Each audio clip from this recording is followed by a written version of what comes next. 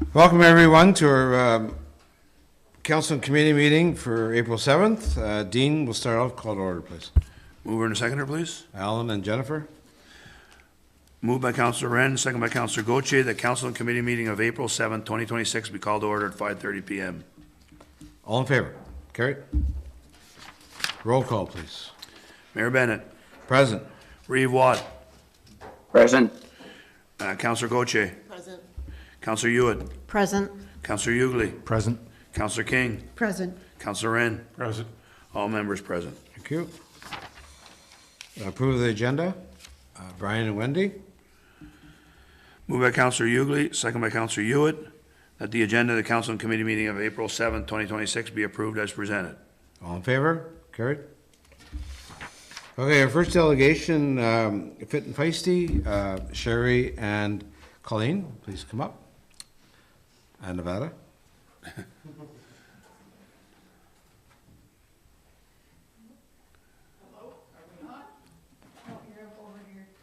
You're over here. Sit here. Sherry, right here. You get to sit down and relax. Yeah. Alrighty then. Well, then you're in for a long one. Close to the front. Welcome, ladies. Thank you very much. Good evening, and thank you very much for the invitation for Laurentian Valley 50 Plus Fit and Feisty to give a review of our year. My name's Sherry Crone. I'm the vice chair and the acting chair, and Colleen Shute is the treasurer and the newly appointed chair effective May 6th. According to the Chinese Lunar New Year, 2025 was designated the year of the snake. Features for that year are flexibility and intuitive problem solving. Well, that certainly represented what happened to Fit and Feisty in 2025.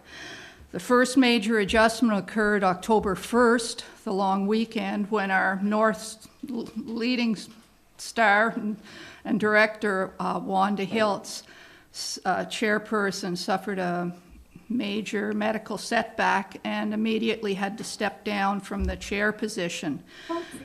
The executive took a number of deep breaths, some of us more than others, and in true Valley fashion, we stepped forward with a let's get her done attitude, and get it done we did. Day trips, exercise programs, Coffee Connect, all took off with a vengeance. The second major adjustment was the introduction of this website. It touches every aspect of our operation. The site assists to announce programs, take registrations, offer payment options, and provide memories. This website transformed how Fit and Feisty operates. The third and final adjustment was Fit and Feisty being designated as a partner in a SALC, a Senior Active Living Center. The Township of Laurentian Valley is the designated SALC, responsible for administrative duties, and Fit and Feisty, responsible for programming. After 1 year as partners, things are going very well. A lot of the smooth partnership is due to the work of Laurentian Valley members Reeve, Keith Watt, Nevada Sargent, and Chris Neff. The SALC funds are used primarily to pay rental fees for paddleball, pickleball, shuffleboard, subsidized events, and exercise programs. And since this executive is all volunteers, these funds make a huge difference for the impact on costing for different events. And this all volunteer Fit and Feisty executive for 2026-27 is Colleen Shute was elected chair at our AGM. She's still the treasurer. Colleen will officially become the Fit and Feisty chair at our May 6th meeting. This will not be a steep learning curve for Colleen, as she did a lot of the heavy lifting this year. Colleen was a major contributor to the website. She tracks all the events' dates to avoid conflicts and prepares the monthly calendar. Luckily, she's a detailed person and keeps us all on the straight and narrow. I'll remain as vice chair. Bev Vaudry remains secretary. She's instrumental in reminding us what we've committed to do and to do it. Louis Mitchell was the Coffee Connect director who arranged so many of the excellent presentations we had for Coffee Connect. May 6th, Louis takes over as treasurer. Beth Loback is new to the executive and will be the Coffee Connect director. Lori Saran continues as culture and entertainment director. She arranges concerts, lunch bunch reservations, and workshops. Marjorie Walker, membership director, who assisted with the website development as well, is responsible for registering over 820 members and tracking their payments. Cindy Riome remains the event registration director. Cindy's computer lights up when booking times for events are scheduled. She compiles all the names of the people who are registering and collects the funds. Kathy Haggerty, the new physical activities director, is responsible for activities such as pickleball and shuffleboard. She's replacing Bruce Mitten. He was one of the original people on board, but Bruce will still be around helping us. Ann Cowan, Public Relations Director, is given information to promote the different events and advertises on the website through emails and posts on Facebook. Facebook does pay a company to host the website. Ann is the contact.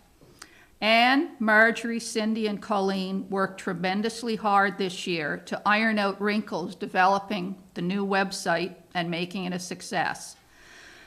Kathy Frederick, Recreation Director, looks after local fun activities such as kayaking, biking, and snowshoeing. Donna Stokel, Travel Director, organizes trips requiring buses, arranges reservations, and payments. All of these people go over and above to work as a team to ensure all events are a success and safe. A first aid kit and defibrillator accompany our active events such as ATV runs, kayaking, and hiking.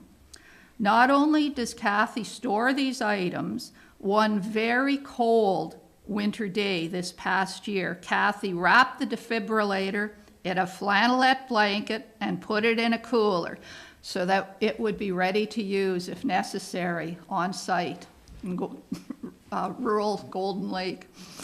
Executive members come from a variety of backgrounds and share many unique ideas and experiences. Dedication also extends to the many, many volunteers who help with the programs. So this is a brief review of Fit and Feisty activities and the amazing executive for this year. Now Colleen, in her treasurer's capacity, will explain how we did it all financially. So just to point out the one picture that you see up on the screen right now, I wasn't actually at the AGM meeting, and our PR director, Ann, fit me into the picture. Yeah. Okay, so our 2025 financial report was presented at our AGM meeting. Control L. It includes our primary bank account and our New Horizons grant, which we had from April of last year until March, or of April of 2024 until March of 2025, and also includes our SELC grant. So the first four columns here are our primary account, and in the last column here are all of our SELC expenditures. And then if I go to the last page, I'm just going to briefly go over some of the final figures. So we started out in January with a bank balance of just over $18,000. Our total expenses for 2025 were just over $118,000, and our total revenue that we brought in was $134,000. So our total revenue included just over $20,000 worth of membership fees. Everything else that we collect is money collected for events, which we need to cover expenses. Okay? So at the end of 2025, at December end, we were left with a bank balance of just over $34,000. So our total SALC expenses, the Senior Active Living Centre grant that we received from the Ministry of Ontario, we actually received the full grant of $55,000. We also received a one-time startup grant of $12,500 and a special grant of just over $4,000. So in 2025, we spent just over $61,000 of the SALC grant. And that actually runs until the end of March this year. So we did finish up spending the rest of the SALC grant. In the bottom section here is listed the New Horizons grant, which we nicknamed Coffee and Culture Connect, and all of the categories, and that total expenses were just over $24,000.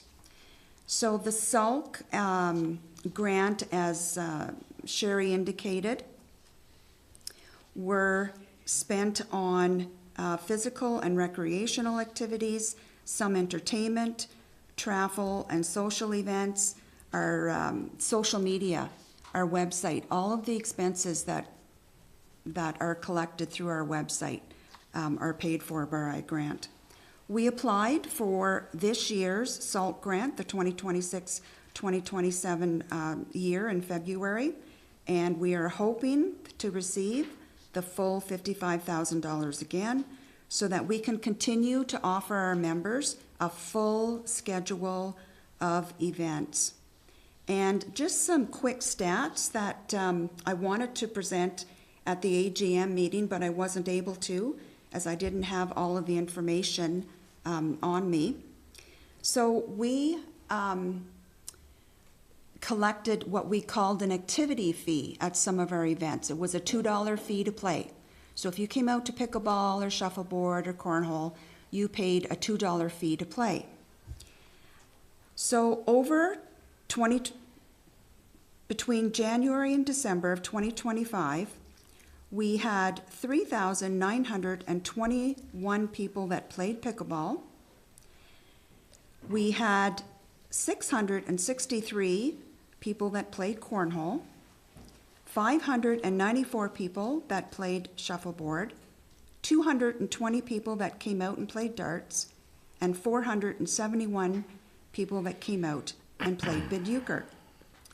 So that is a total of 5,869 plays that were made in toonies.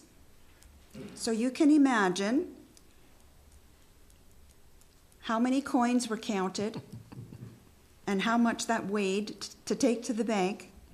And we're very happy that because of the SALT grant, we were able to take a holiday from the activity fee and currently have eliminated that fee, and hopefully we can continue to do so if we get our full grant again. And I think that's all. Any questions? That's great, ladies. I thank you for coming, first of all, taking time to come out here. I know you both have a very busy schedule. I've said it before, and I'll continue to say it, that you've changed so many lives in senior living for all the events that you and all your volunteers do, and you've gotten people off the couch and away from the TV and off the computer and doing outdoor activities or some indoor activities, but you guys have done a fabulous job in such a short time, and hats off to your executive and all the volunteers you have. Thank you. Council, have any questions, comments? So is there anything you need from council, or just for us to get out of your way? We're very happy with all of Laurentian Valley's support. Nevada, Chris have done an amazing Yes. job helping us with everything. And Keith, who is actually on our Portugal trip. Our Fit and Feisty Portugal trip. Yes, hi Keith. Howdy. Can I say, we're just so extremely fortunate to have excellent volunteers. People are willing to come forward and help us, so we don't get many leaders, but getting volunteers, we're pretty fortunate. Yeah. So, Good, Alan? Yeah, I'd just like to say it's phenomenal where you guys have come from in such a short period of time. And when you're out and about on the street, that's what you hear people talking about, is the Laurentian Valley Fit and Feisty and what they're doing and what they're doing next. So you should be very, very proud of everything you do. And I know we as council are very proud of everything that you guys are doing. well, so much of success, my understanding is being in the right place at the right time, and I think that's what we offered. We were the right place at the right time, particularly for people coming in from out of town. We can't, the number, particularly at Coffee Connect, that's a coffee Wednesday mornings. We have a presenter and somebody and serve coffee. And it's unbelievable the number of people from Toronto, all over the place that are living in. That's the connection they make, and it feels good. Wendy?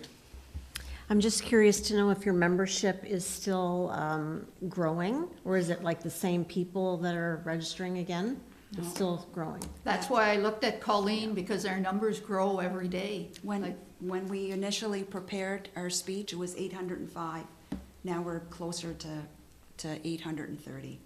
So every day, just people are joining for different reasons, whether it's the fitness classes, or they want to come out golfing, they want to come out on the ATV rides, they want to come to our Christmas party. And you're still getting a lot of people that aren't Laurentian Valley residents as well, is that? Yes. Yeah, Yes. thank you. Okay, well, thank you. Oh, I'm sorry, Keith? Since I've been busted over here in Portugal, I just wanted to pass on to Sherry and Colleen that this trip has been excellent the last 2 weeks. So well planned. My hat's off to Donna and her committee. Thank you. Jan McGee. Yeah. Okay. Okay, thank you very much, ladies. Thank you.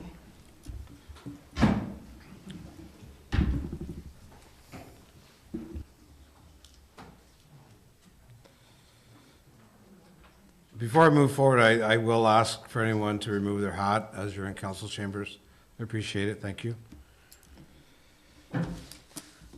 Okay, so it's my pleasure to speak about two of our roads crew, Cole and Shane, Cole Hawkins and Shane Hebert, which each awarded a certificate of completion and recognition their successful fulfillment of the curriculum requirements for the Public Works Leadership Development Program. Now, I wasn't exactly sure what that all meant, so Lori did do a quick write-up, and I'll just explain what these two gentlemen have done over the course of the last 3 years. The Public Works Leadership Development Program equips public works managers and supervisors with the knowledge and leadership skills necessary to effectively lead their teams and serve their municipalities. With significant changes occurring within today's workforce and workplace, the nature of public works operation continues to evolve. As a result, the roles and responsibilities of management teams have become considerably more complex than they were even a decade ago. The program supports municipal leaders in developing and strengthening the skills required to effectively address these challenges and to excel as leaders within their organization.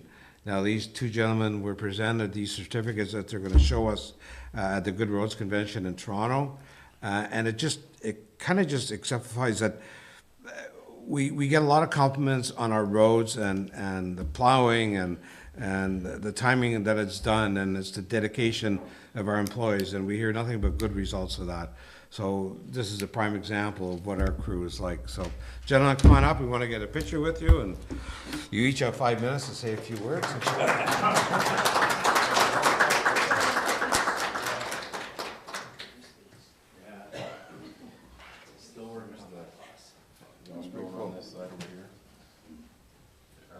Yeah, we'll do it together. Steve, do it in front of the Laurentian Valley Sound. Pardon me? Yeah, we should do it in front of the LV.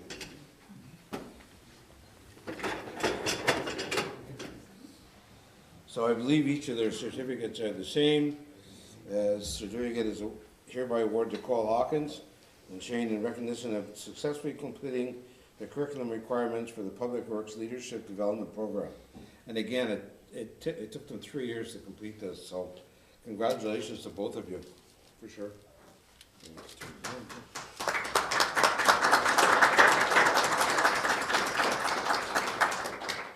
Okay, good job, thanks, Chris. Congrats. Thanks. There you go.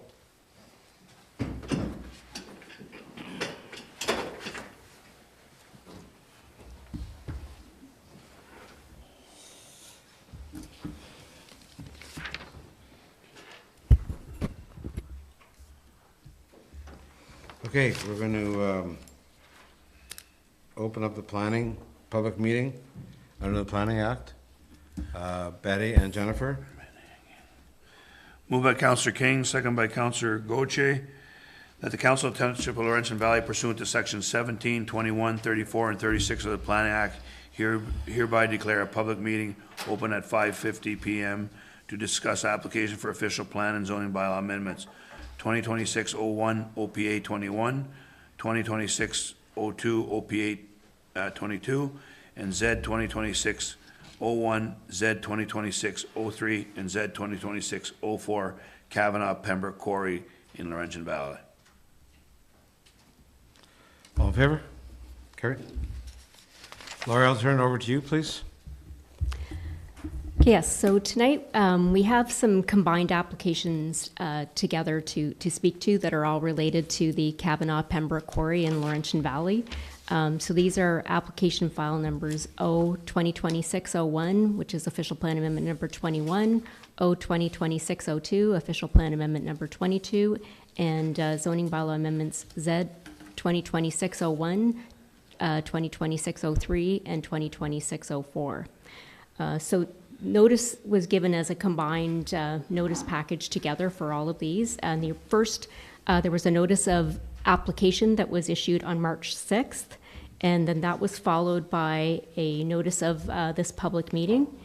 And again, these notices are issued under the sections of the Planning Act, being sections 17, 21, 22, 34, and 36. And the general description that's going to follow was the combined description for these applications. So the purpose and the effect are that the township has received applications for planning approvals related to parcels of land that are to be used together under an application for license for a below water table quarry. So the associated application for license under the Aggregate Resources Act, ARA, has been filed with the Ministry of Natural Resources, and that's file number ARA 626656.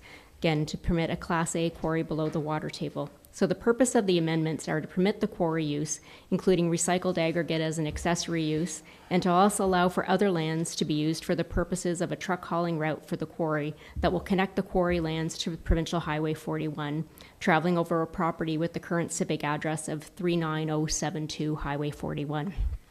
So a portion of the proposed quarry lands also has frontage on Stafford Third Line and the unopened road allowance that would connect Stafford Third Line to Dix Road. The zone exceptions are also requested for certain setbacks to be established in accordance with the supporting ARA site plans. And again, a number of supporting studies and the ARA site plans have been provided and can be viewed at the township office. The more technical description is as follows, and they're bundled into the two different items to address that there are some different sections of land. So item 1A, OPA number 21, file number O-2026-01, and item number 2A, OPA number 22.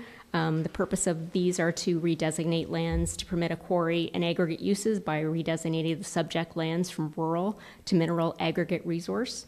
And then with those, there are the concurrent zoning bylaw amendments, which are Z 2026-01 and Z 2026-03. And the purpose of these amendments are to rezone the subject lands to permit a quarry and associated aggregate uses, including the storage and blending of recycled asphalt as an accessory use, and to establish various setbacks, landscape space, and separation distances in accordance with the ARA site plans. And the effect of the amendment there is to establish the special exceptions and then rezone the lands from rural to extractive industrial, exception 8 holding. So these lands are described as part lot 13, concession 3 in the geographic township of Stafford, And also for the corresponding zoning, it's the same description for those lands. Now, we also have another zoning bylaw amendment that's associated that's basically described as application file number Z 2020-604, and this would rezone certain lands to permit an internal truck hauling route from the quarry areas to Highway 41. So the effect of this amendment is to rezone lands to new agricultural exception 31, AE 31, and environmental protection exception 13 zones, and establish new zone provisions for those lands, and also to amend provisions of some other existing zones, which are agricultural exception 19 and rural exception 50.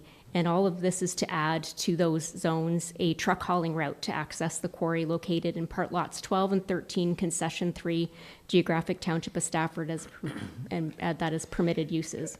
So again, the all would be proposed to be placed in a holding zone as well. And those lands are currently described as civic address 39072 Highway 41, and within part lot 13 concession 3 and part lot 14 concessions 3 and 4 in the geographic township of Stafford.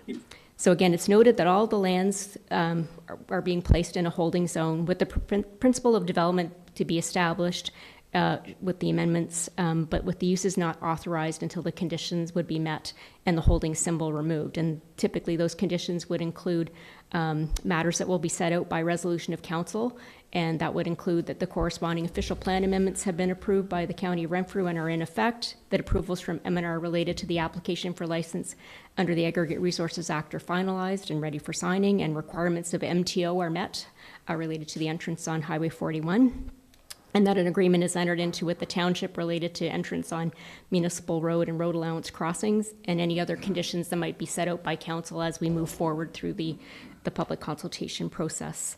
Again, copies of all of the material are available at the township office for viewing during our regular office hours, and we have been working to try to have some of those documents uploaded onto the Zen City County site. There are some size limitations, so some of them do have to be requested directly, and we'll try to make our best arrangements for those to get to people. So again, this is a public meeting, so anybody is allowed to participate in the public meeting and make written or verbal representation, either in support of or in opposition of the proposed amendments. And again, it is the opportunity for people to make the comments prior to a decision being made. And this is also related to the Planning Act processes as set out, and that if you do wish to be provided with a copy of a notice of the decision, you do need to provide that request in writing, and we do have sign-in boards here as well tonight, that if anybody would like to sign to ask for a copy of written notice, they can do so, or they can also send an email through to the township or leave a note. Again, this is a public meeting, so that all of the information that's provided is considered part of the public record, and that includes written submissions, documents, correspondence, emails, and other communications, including names and addresses. And so by submitting those, you have acknowledged that you're providing permission for that to be shared with the applicable persons involved with the applications. And this notice was issued on the 18th day of March as well. So in terms of moving forward, there are a significant number of reports that were provided in support of the applications. Prior to moving to public comments, we do have representatives from MHBC, the applicants on behalf of the property owners and the professional planning firm, and they do have a little presentation to provide some further summary of some of the information, and that may also clarify some questions that might be asked as well. Okay. So do you want to just hang on until he does his presentation, then we'll do all the questions then?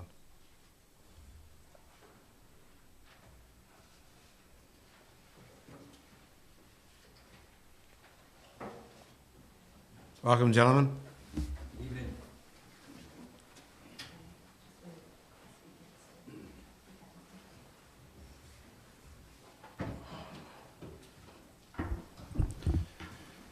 Good evening, Mr. Mayor, members of council. My name's Neil DeRuyter. I'm a planner with MHBC Planning. I'm joined tonight by Phil White from Kavanaugh. And then we also have Gwendolyn Weeks, who's an ecologist from WSP, and Brian Henderson, who's a hydrogeologist from WSP, to help answer should there be any technical questions. So Lori gave a good summary of the applications that are before you. We put together a very brief presentation to provide some information with respect to this quarry application, identifying some of the things that we've heard through the application review process to date, and to help receive information and answer questions where we're able. So on this plan, there's a few key land holdings involved, and Lori did a good job explaining there are a number of different parts and parcels, so it does get a bit confusing in describing. Essentially, in the map on the right, the area that's in the red line, that is the proposed license boundary for the quarry, and there's 3 separate extraction areas within that red boundary, which I'll show on a separate slide just to explain a little bit about those areas. Over the last couple of years, Kavanaugh has been in the process of acquiring additional land.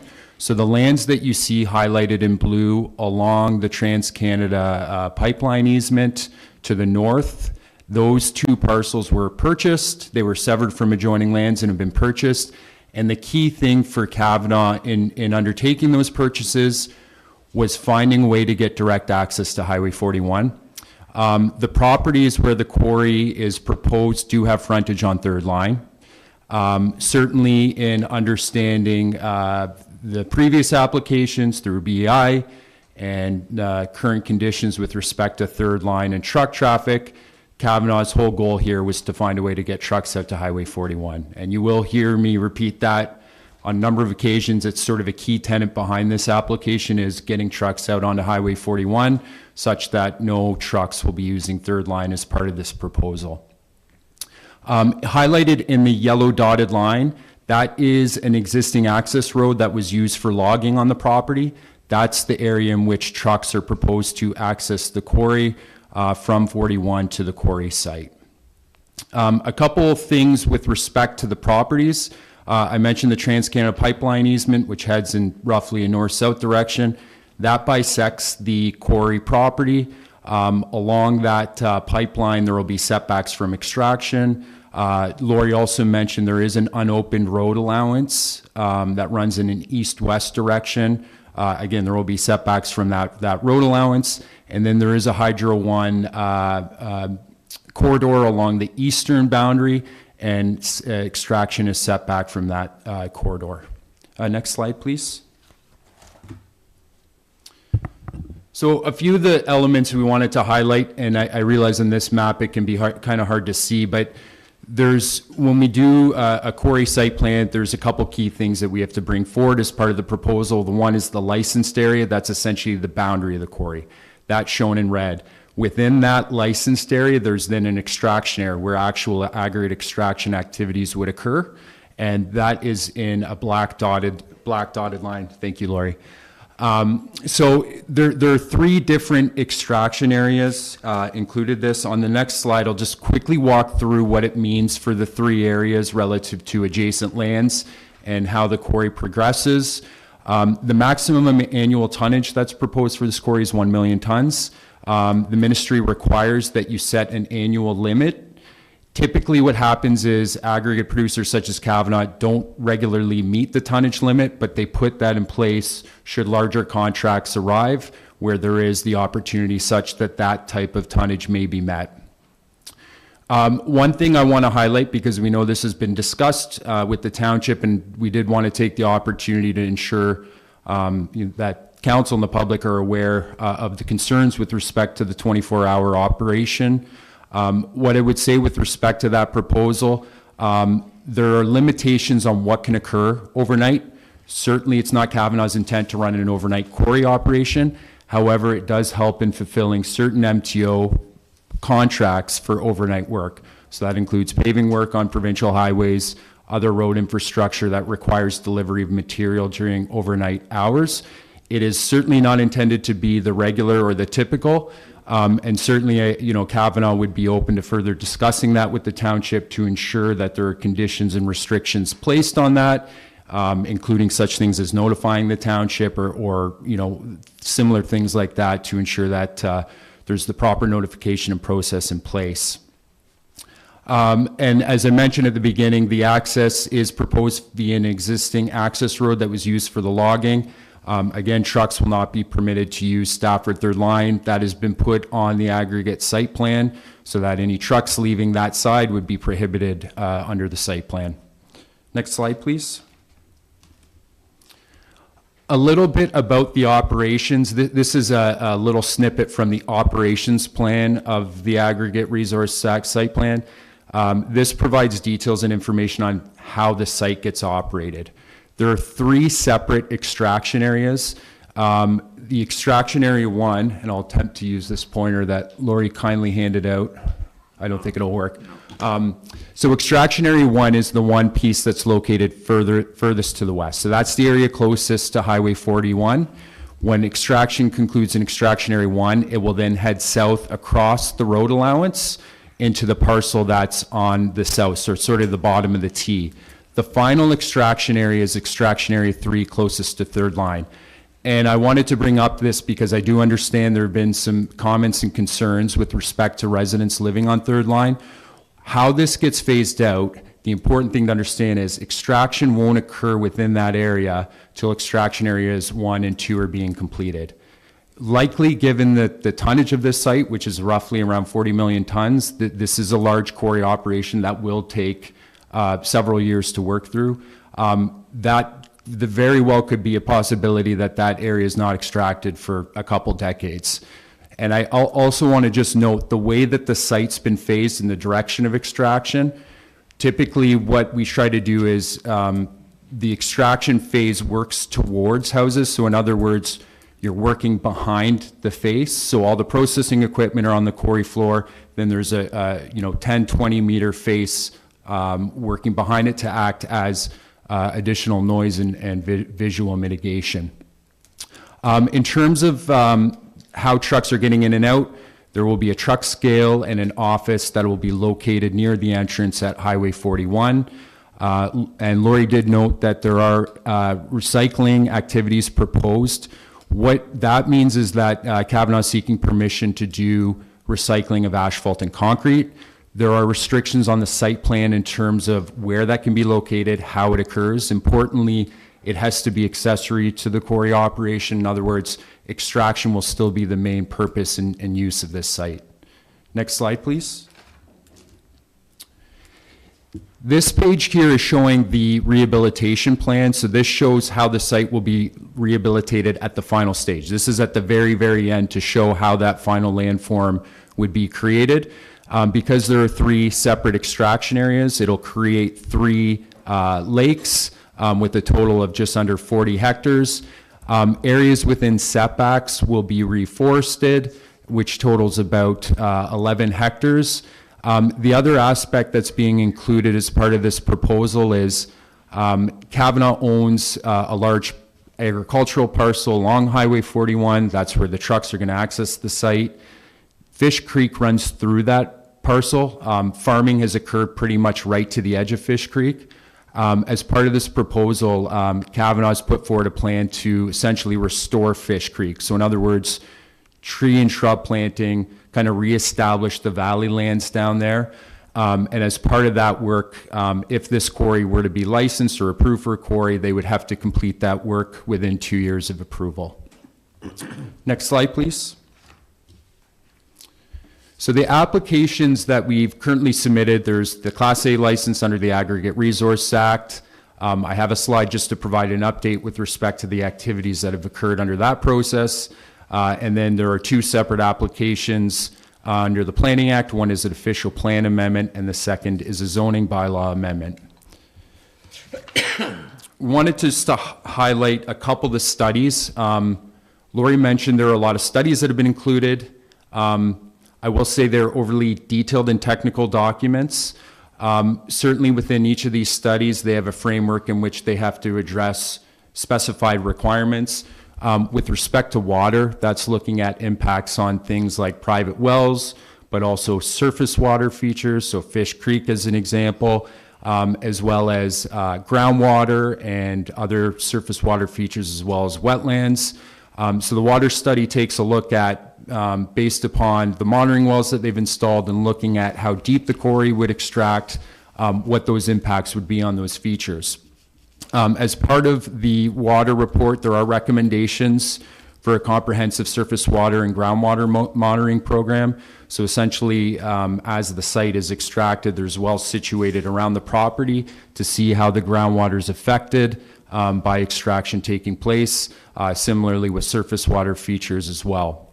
The important thing is for private wells, all private wells are protected under the Ontario Water Resources Act. So that means that the quarry is responsible for any impacts that it causes on those wells and is responsible for remedying those issues. The studies have shown that they're not anticipating negative impacts on private water supply wells, but certainly the monitoring program and the other aspect that would happen if the quarry were to be approved is they do require what's called a permit to take water. So that's an application that would go to the Ministry of Environment to further assess the dewatering or taking of water that would be required to operate this quarry. Next slide, please. This is a slide on the Natural Environment Report. The Natural Environment Report looks at the features that are on and adjacent to the site to identify any significant natural features and then to assess what potential impacts may be on those features. Within this area, there are significant woodlands located in the area as well as species at risk habitat. The one area highlighted closest to third line did contain species at risk and significant wildlife habitat. So that's why extraction has been set back, which kind of coincides with where the hydro corridor is closest to third line. The Natural Environment Report concluded that long-term ecological function and biodiversity will be maintained as a result of progressively rehabilitating the quarry to natural features. Next slide, please. We wanted to include a slide on the traffic impact study that was undertaken. This traffic study basically plugs in truck traffic that would be generated at a worst case scenario. So what worst case scenario means when the quarry is producing the most it can, so the 1 million tons per year, what is the impact on local roadways during peak hours of road traffic? So typically in the early morning hours and then the evening hours. As we noted, the access is proposed to occur to Highway 41. There is a secondary access on third line. This access is intended to be limited for passenger vehicles only and emergency vehicles. And I would say the one thing we note from feedback from township staff, for those who have driven by that site, that entrance that's built there is quite wide. I think Kavanaugh certainly realizes the optics in how that looks. Kavanaugh's agreed to work with township staff to reduce that access width. Essentially, the idea is heavy trucks are not going to be going through it. So if that's a way to help mitigate, and certainly from our perspective, would be a good way of narrowing that width such that trucks can't access that entrance. At the maximum rate, there's approximately 20 two-way truck trips that are projected. So that's what the traffic study looks at. How does that then affect the road system, the existing traffic in the area? And I would say for the traffic impact study and the development of the traffic impact study, we worked on closely with Ministry of Transportation. That Ministry of Transportation piece is important because we do need a permit from them in order to get access onto Highway 41. I would say MTO's first response back when they heard about this proposal was use third line. We don't want a new access on Highway 41. Through further discussion, and I think through township staff as well, explaining the big picture here and the importance of getting heavy trucks onto roads that accommodate heavy trucks, MTO's understanding of the situation. As part of the applications in front of you, they did request that the zoning of that piece on Highway 41 contains zoning permission to allow the access road. So that's why you see in the applications that piece includes permission specifically to use that land for the truck access. Certainly we'll continue to be in discussion with the Ministry of Transportation too. I mentioned that that's a very key principle for us in this application. So we will work closely and obviously keep township staff in the loop on those discussions with MTO. Next slide, please. There's also been a noise study that's been prepared with the application. This assesses the equipment that are operating within the proposed quarry. Certainly very detailed study in terms of methodology and how they look at it, but essentially they're looking at what the noise level would be on the closest houses.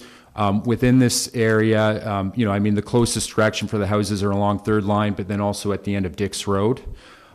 So included within the mitigation measures that are included, there will be berms, which is a typical thing that's undertaken for pits and quarries to help mitigate noise. But then there's also going to be specific restrictions on where processing equipment can occur. So things like the washing, the screening, the crushing areas where there's typically more activity, on where they can be located at a depth in the quarry and sort of within the general area of the quarry. Next slide, please. Because it's so closely aligned to the process that's in front of you, we wanted to give an update on the Aggregate Resource Act application status. So that license application was submitted to the Ministry of Natural Resources in December 2024. The application was circulated to public and review agencies in spring 2025. We held an open house in June 2025. We had about 10 people attend the open house. With respect to the requirements under the Aggregate Resource Act, we do have to circulate several review agencies who are currently looking at the application. So this includes the township and the county, but then also provincially, we have the Ministry of Natural Resources, Ministry of Environment, and Ministry of Transportation. And the one thing I would just note with respect to things like impacts on wells, there are hydrogeologists from the Ministry of Environment as well as the Ministry of Natural Resources that are reviewing and commenting on the application and looking at that to ensure that the findings that have been provided with respect to those reports are accurate. And certainly we want to work within each of these agencies to address any comments or questions that they may have. Because of the location of the pipeline through the site, we've been closely working with TransCanada. TransCanada has a set requirement for pits and quarries along their pipeline. So that includes setbacks from their easement, which I think is 30 meters. But then there's also blasting restrictions as the quarry gets closer to that 30-meter buffer, closer to the pipeline.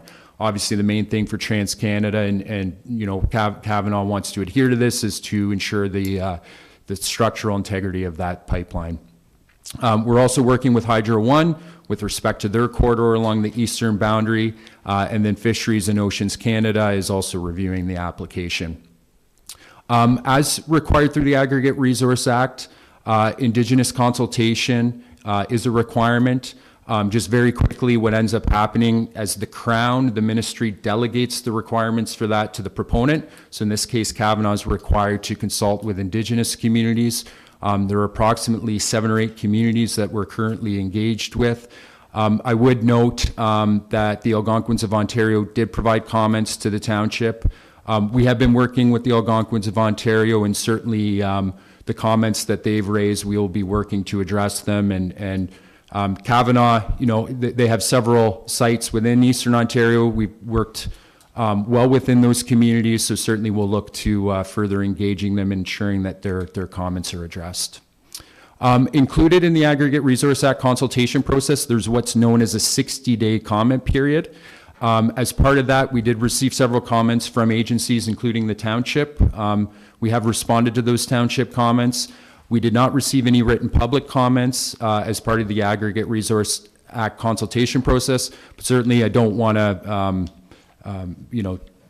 not diminish the comments that have been received to date through the township as part of the planning applications from the public. So anything that Lori has forwarded to us, Kavanaugh and the project team will work to respond and seek to address those concerns. So the Aggregate Resource Act process, essentially it's still in the application review process.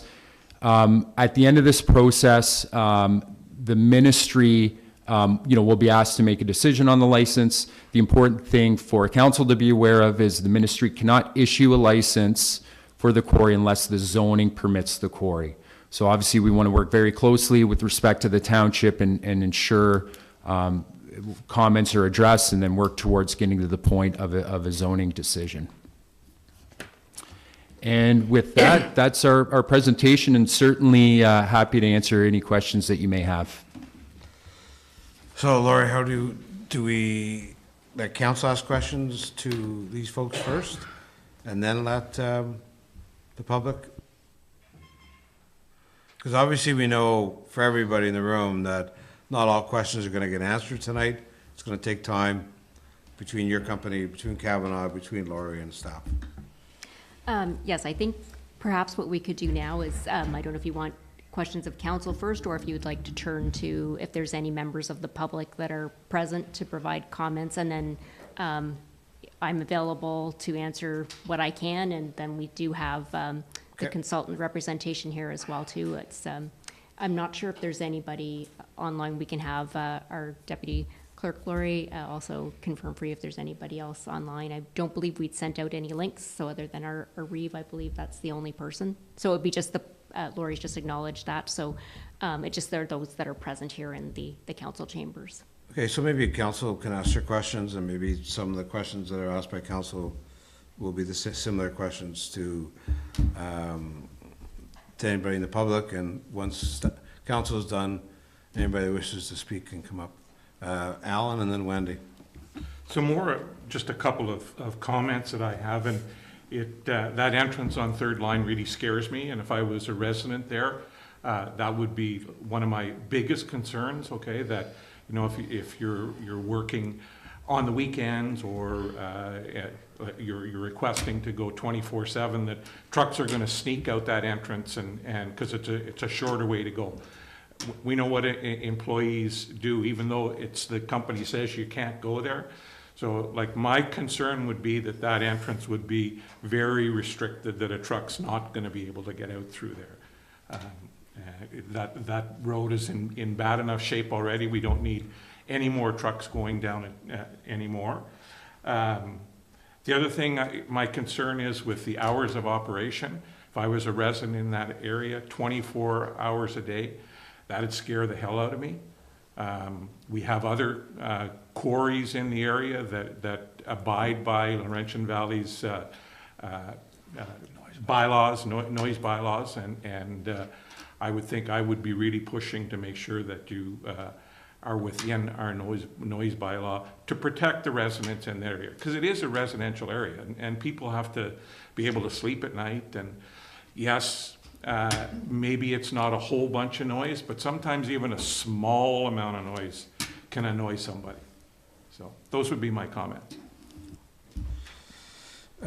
Wendy. Thank you, Councillor Wren. I was going to reiterate a couple of those comments. And also, I just wanted for clarification, you have 3 extraction areas, and you said you would not move on to extraction area 2 and 3 until the first one was completed. Is that correct? Yes, through the mayor to Councillor Hewitt, there's specific requirements for how it progresses, so it has to start in 1, right? And so before it can move to 2 and 3, there are requirements that the previous areas are then extracted and rehabilitated. Okay. And then you mentioned the private wells were protected under the Agri-Resource Act. And then, so if there were issues with a well, the quarry would be responsible. So like you folks would be, if you were in charge of that, would be responsible for the well if there was issues? To Councillor Hewitt, it's a good question. So essentially what happens is if there's any well complaint, Kavanaugh then, as the licensed quarry operator, then has to respond to that, investigate. If after the investigation it's found that the quarry caused whatever it is, whether it's a water supply shortage, you know, damage to the well, they're then responsible for remedying that at their cost. The important thing as part of this application, it's called well water interference complaint procedure. So that kind of lays out then what are the requirements, what steps do Kavanaugh have to do, you know, for the public and the neighbors. It provides an insight as to, you know, what the steps are if you think your well's been affected by the quarry. Okay, so just one more question. So if there was a complaint of, I know there's concerns on Stafford Third Line, if there happened to be a crack in the foundation from all the blasting, who would be responsible for fixing that if there were actually a crack in the foundation?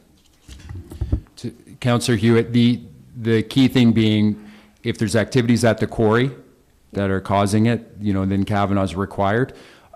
Certainly with respect to the one aspect I didn't touch on in our presentation is there is a blast impact study that's been undertaken. So it has recommendations with respect to how blasting occurs. So there's certain levels that, and I'm not a blasting expert at all, but they have certain levels as to how much they can blast as they get closer to structures. So not just houses, but any structures. It's very similar to what will be in place near the pipeline. And then as well with that, there's certain additional studies that have to be undertaken as blasting is actually occurring on site, right? So the one thing with all these studies, much like any studies you would see for applications, we are taking the work that we get from the field, from water monitoring, and we're, developing, recommendations based off of that, right? And in a lot of cases, the best way to find out is once you're there and operating it, right? So that's why there's sort of the monitoring process in place for having the wells around the site, but very similarly for blasting too, right? Because then they can actually get the measurements and the vibration and the overpressure and figure out where that's lining up to figure out to ensure that, importantly, that structures and, wells are protected. Continuing on with Wendy's question, in a lot of cases in blasting that we've seen in the past or with quarries, that the residents' wells are looked at prior to blasting, so then you have something to compare them to if there is damage done? Is that something that's going to be done? Or are you aware of? Or Lori, can we request that? Yes, and I believe we did identify some of that in our preliminary comments on the ARA application as well too, and also that request that if there are additional residents that were just outside of that normal boundary that they might have identified, but if they have that concern to come forward like through this process and identify themselves as well, so that can be directed to Kavanaugh to include. Okay. Alan and then Betty? Yeah, that's what was going to be my question as well. If they were going to do a baseline study for the houses in the area, both for wells and for foundations, and that's normally what happens in any other application that we've had, that they go and they do a baseline study of the wells in the area. And I think Lori said that there's some people outside of the area that it needs to be done that want to be included in it, and I believe you guys have said that you would include them in it. Okay, Betty? Just, sorry, Jim. Yeah. Could add to that, just the permit to take water, there is a pre-well survey required under permit to take water, so we'll go out and do all the neighboring wells and take their quality, quantity, and report back to them and monitor that prior to the start of the quarry. That was going to kind of be my comment as well, as how onerous is it going to be and where is the burden of proof going to be if a well gets contaminated? So that kind of answered the question why they're going to do pre-well sampling and testing before. Okay. So that answered my question. I have a couple. I'm quite sure where to start, but anyways, the staff entering off of Third Line, do we have any idea how many vehicles that is? Like how many staff are going to be on the site? Because I understand the trucks are going to 41 and any staff are coming in on Third Line, correct? It would typically be maybe 2 or 3 half-tons, couple foremans around on the crusher would maybe come in that way or something. Okay, so very minimal. Yeah. Minimal. Okay. The $1 million annually in the aggregate, it seems like a lot. Sorry? 1,000,000 tons. Yeah, 1 million tons, sorry. It just seems like a lot, more than any other quarry we've done, or is that in line, Lori? At this point, this would be the largest. Pardon me? This would be the largest at this point. Right. And to ask the question, how many truckloads or how many days of the year would you need to extract to get to that quantity? Ballpark. Or if you don't have the answers tonight, you can get the answers. Yeah, well, a truck runs 40 tons a truck on a trailer, so And the reason we have that in place is because these limits are very hard to amend later on, especially if, depending on what type of application you have and where it goes with hearings and stuff.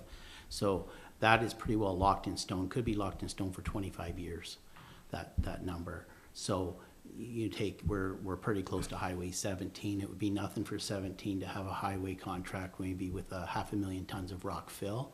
And then let's say we have 150,000 tons of annual production to service the area. That would be, 650, 700,000 tons on one MTO contract. Right. So we're looking 25, 30 years down the road, and it is very hard to get those limits increased, so. So is there a way, Laurie, and I'm just throwing it out there, but is there a way to limit the amount for the first 10 or 15 years? Like they're saying that certain areas aren't even gonna be looked at, and I see some of the folks that are here tonight are kind of going 1 or 2 decades, you said, before they get closer to the third line. Is there a way that it can be gradual over the years? So in terms of the annual tonnage, that is something that is set by the Ministry of Natural Resources or through the province. So there are some aspects that we're able to put into zoning and official plan, but that's not one of the aspects that we're able to. Where we could come into play if it was impacts on municipal roads, like there can be a connection that way, but in terms of capping the license, that's unfortunately, that's the role of the province with that part.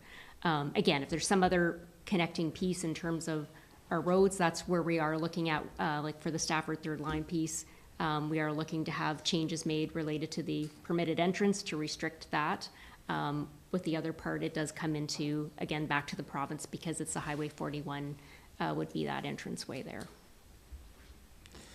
So the township has not made a decision yet on the 24 hours, correct?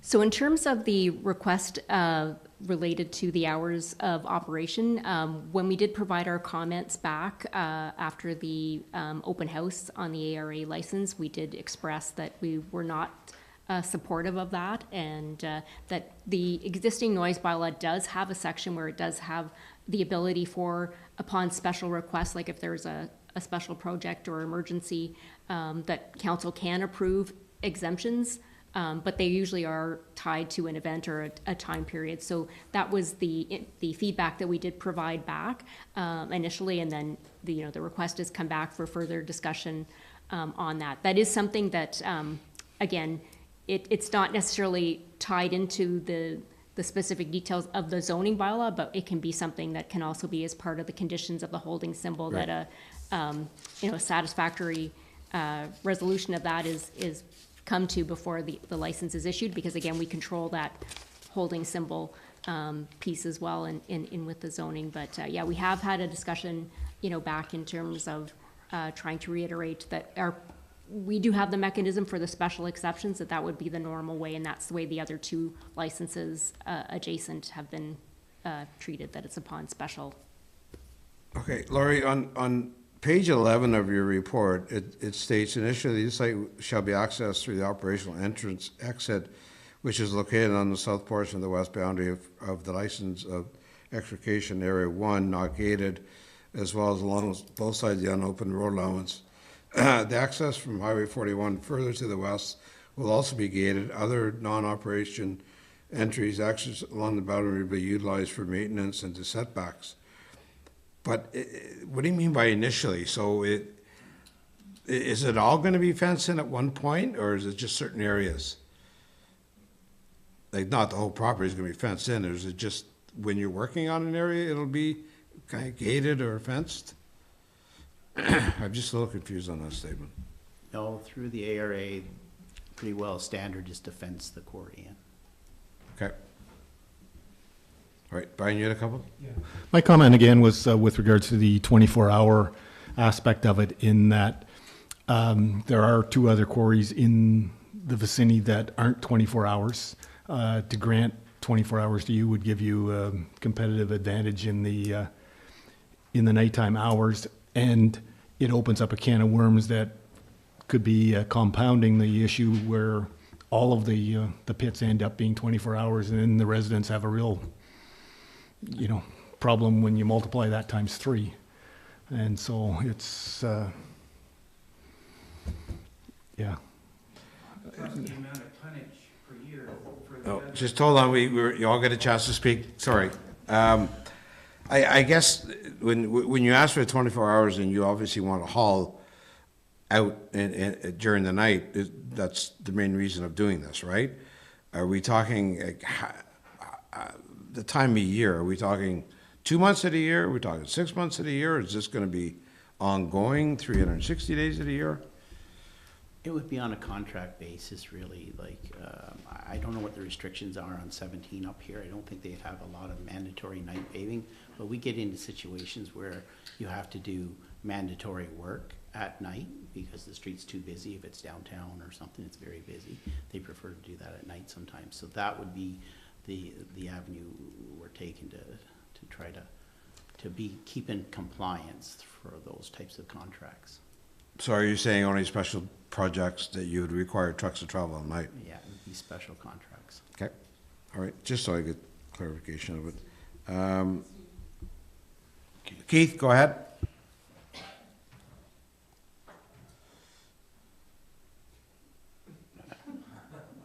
He's stuck on mute. Sorry about that. I guess my question comes back to the structures. Site inspections for the foundations, windows, and pools. Should that not be done for the entire area to guarantee that the work that is going to be done is not going to affect the residents? In the past, damage has been noted, but there was no pre-inspection to those properties.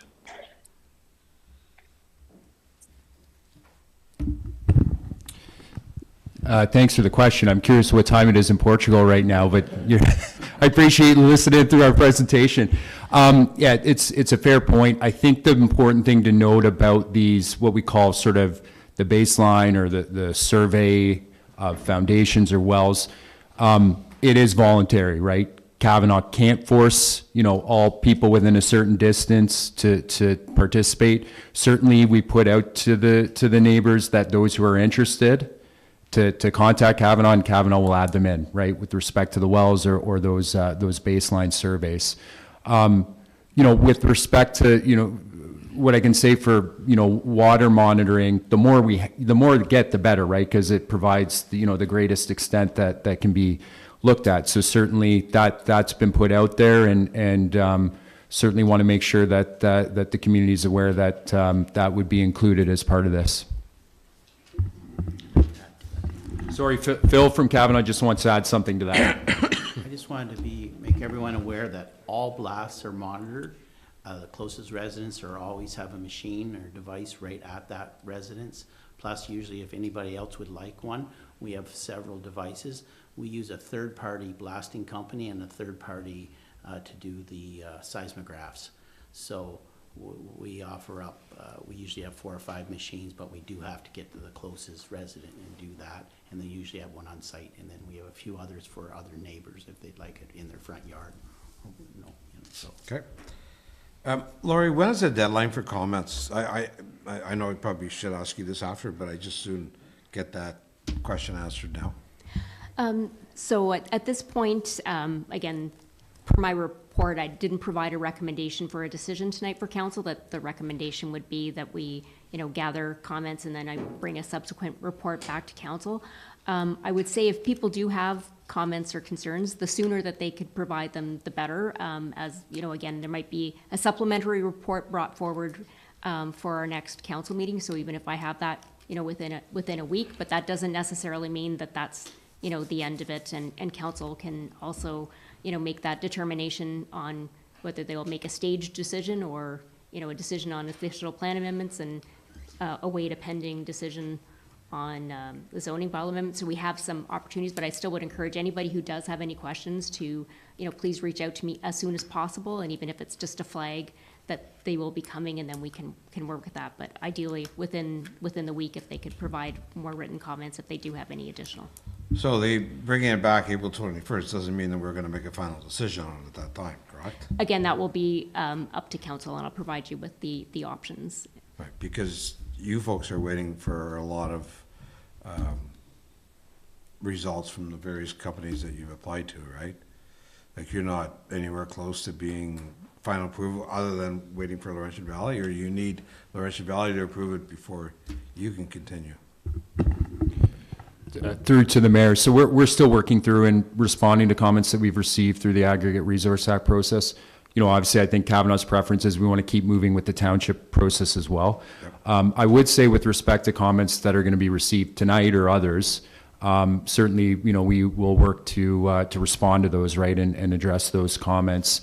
You know, there has been a lot of work put on this application. Certainly, we don't want to put any council and pressure saying we're expecting a decision as soon as possible. But I think, you know, we're progressing well, and certainly anything that comes up tonight that we may not have an answer to, we'll endeavor to get back to the community and township as quickly as we're able to. Okay, thank you. Laurie. I think just to provide another clarification as well too, in terms of how the processes within the township move forward as well. So with the official plan amendments, so they are required to establish the mineral aggregate resource designation for the lands. Once those are adopted by council, they still have to then be forwarded to the County of Renfrew, who's the approval authority for the amendments to the township's official plan. So there is another layer of approvals for the official plan amendments. With the corresponding zoning bylaw amendments, when those decisions are made, they are made by council, and there's not a second approval authority, but the only thing is, with those, because they do require the official plan amendment to be in place, they can't come into effect until the county's approval of the official plan amendments are in place and the appeal periods are over on those. So just to give that other clarifying point on that. And I guess just I'd be remiss to also say that just as far as comments received, that we have received 2 sets of written comments that have been circulated to council, and one was from the Algonquins of Ontario consultation office, and then the second was from a resident on Stafford Third Line, and they also had provided a second set of comments that came in today that have also been circulated to council. So in terms of written comments, those were the only ones that we have received. Okay. Okay, so we're gonna ask the public to speak now. Or Betty, another question, sorry? Just something kind of popped into my mind. When you talked about wells, that you were testing wells, are those wells that are going to be on site, or are you going to do periodic testing of residential wells? We typically do the baseline for the wells. Unless there's a well complaint, we don't usually go back to the residents. But we would do monthly well samples, sampling for levels. That's really, it's all usually about the quantity. So we'll have the whole perimeter with wells around it monitoring the water levels. So these would be wells that you'll put near the site? We have the wells in place now to allow the hydrogeology work to be completed. We had to drill wells prior to this. Okay, so there will be no testing of residential wells unless they come to you with a concern? Through the permit to take water, typically now the new ones always request us to do a well door-to-door survey with the well monitoring program. We'll have to go contact, there's a certain radius within the quarry. I can't exactly remember what it is, but it's a fairly large radius. And we have to go and find out if anybody wants to participate. Okay, that's it for council for now. And council could still submit more questions and comments as well, as the public does. So we go to the public. If you want to speak, you're going to speak at the mic. Is that the way it's going to work, Laurie? Yeah. Okay. So I just ask when you come up to state your name and your address.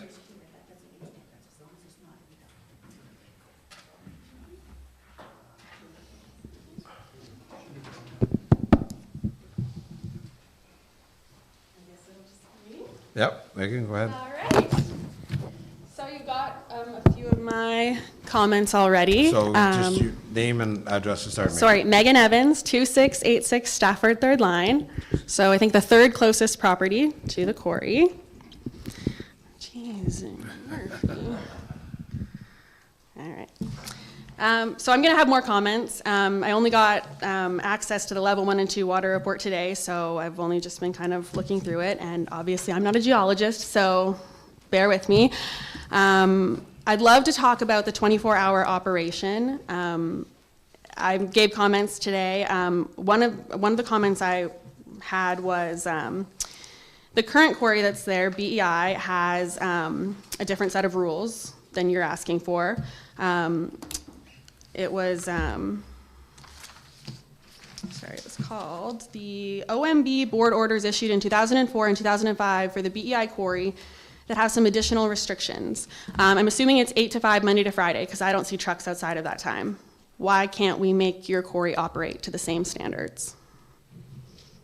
Well, that is why council's going to investigate and get back to you. We're not going to have all the answers for you tonight, and you can either answer some of the questions that are being asked, or you can hold off and respond in the next little while. So it's entirely up to you. We defer to you, Mayor Bennett, and what council's preference is. So you direct us, and we can respond where we're able. Okay, Laurie, I'll redirect it to you. How do you want it done? Okay, well, I think maybe what might also be easiest if there are comments, if the comments are provided, and then we can, see where there are ones that we can provide answers to, and then others, if it's one that's easy to dispense with, then we can, perhaps provide a response, and then otherwise they may be things that we'll intake the comments and then, consider that back. Again, specifically to this one, I would just reference that with the BEI, or formerly H&H quarry, it was different than our more recent quarry, even that we call the Greenwood quarry. With the H&H one, it did go to the Ontario Municipal Board, and that's why it does have, it's specified, it may have some even more different kind of things attached to it as well too, because there is a board order with that settlement. Okay. Can you provide information as to why? Like, what's the difference? I'm not familiar. Okay, so in terms of the other quarry, the decisions through with the official plan amendments and zoning bylaw amendments that were there, and I believe even with the aggregates license, it was appealed to the Ontario Municipal Board. So then there was a hearing at the Ontario Municipal Board where there were certain decisions that were made, and some of those might have been settlement agreements between the parties that appealed and the applicants. So that's where things are specified in the board order are very specific to that. But again, in terms of the hours of operation, the more recent Greenwood paving one, that's where it is stipulated right on its license application that it's in accordance with the township's noise bylaw. And was the appeals process, is that residents that appealed, or was that the township? At that time, that was residents that had appealed. It had been approved, and then it was appealed. So if this gets approved for 24-hour operation, do residents have the ability to appeal it? Is that what you're saying? Well, so the hours of operation are set out in the noise bylaw. So in terms of comments related to the license, it's a little bit of a different process. It's not something that we govern through the zoning, but the township will be providing comments again as well on the license. We do have noise bylaws in place, so ultimately it's council's directive, so they would be holding back support until there's a resolution for what council would be supporting on hours of operation. So it just with that, it was all part of a bigger parcel because the whole application was appealed to the board, that there's settlement decisions that are provided in what you might be reading in the board order. So Megan, the same idea is if we set the guideline or pass a bylaw and Kavanaughs are not happy with it and they think they deserve more or whatever, they can go to OMB. Mm-hmm. And we have to make the decisions that are within our guidelines as a council, because we're not going to say, okay, you can operate from 9 till noon every day. Well, that's not reasonable, so Kavanaugh's would go to the OMB, or if it gets that far, and say, no, you can operate these hours. So we have to take into consideration of what has happened in the past and make the best decision with all the information we have in front of us. Okay. Sorry, you just said a little bit ago that for Stafford Third Line, truck traffic, you said a couple half tons. Is that per hour or per day? I mean, the foremen would be there most of the day working, so if they had to go out and get something, I'm not even saying they might use 41 because they're probably going to Pembroke to get parts or something, but it wouldn't be per hour, no. I mean, the foremans are there for the full day, so it'd be probably entering the site in the morning and going home at night, typically. Yeah, because you're not going to see the trucks at all. because they're coming in from They're 41. going down to the far end. Yep. And I would say that road isn't very nice in there, and I don't think we're gonna spend a lot of money on that, so they're probably gonna come in from 41 most of the time, the half tons too, but. Go ahead, Megan. The well water report, we were just looking at it today, and it does say in there that our wells are gonna go down. Do you have any comments on that?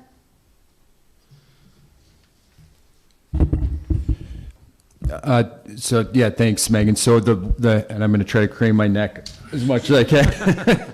So, yeah, so what happens when the quarry gets dewatered? And certainly we have the right folks from WSP who can come up and speak on the technical side of it. But when the quarry's pumped out, there is a dewatering effect, right? So the groundwater will decline in certain areas.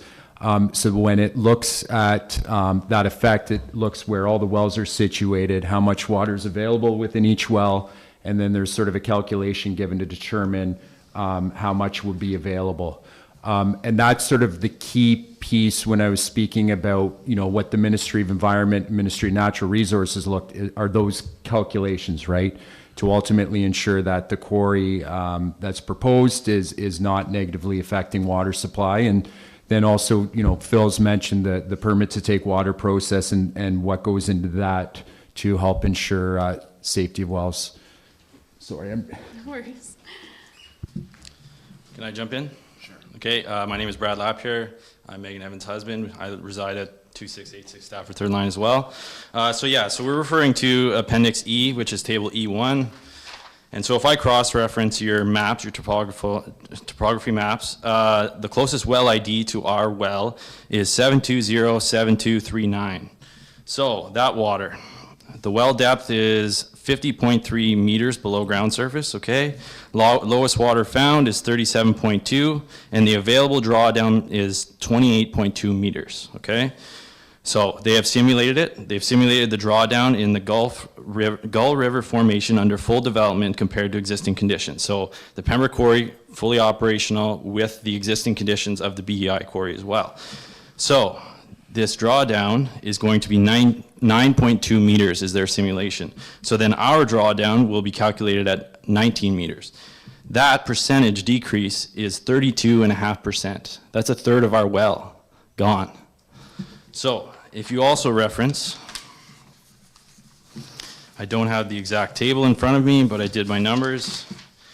And so they calculated that the inflow is 19,000 cubic meters recharge for the water coming to where our wells are going.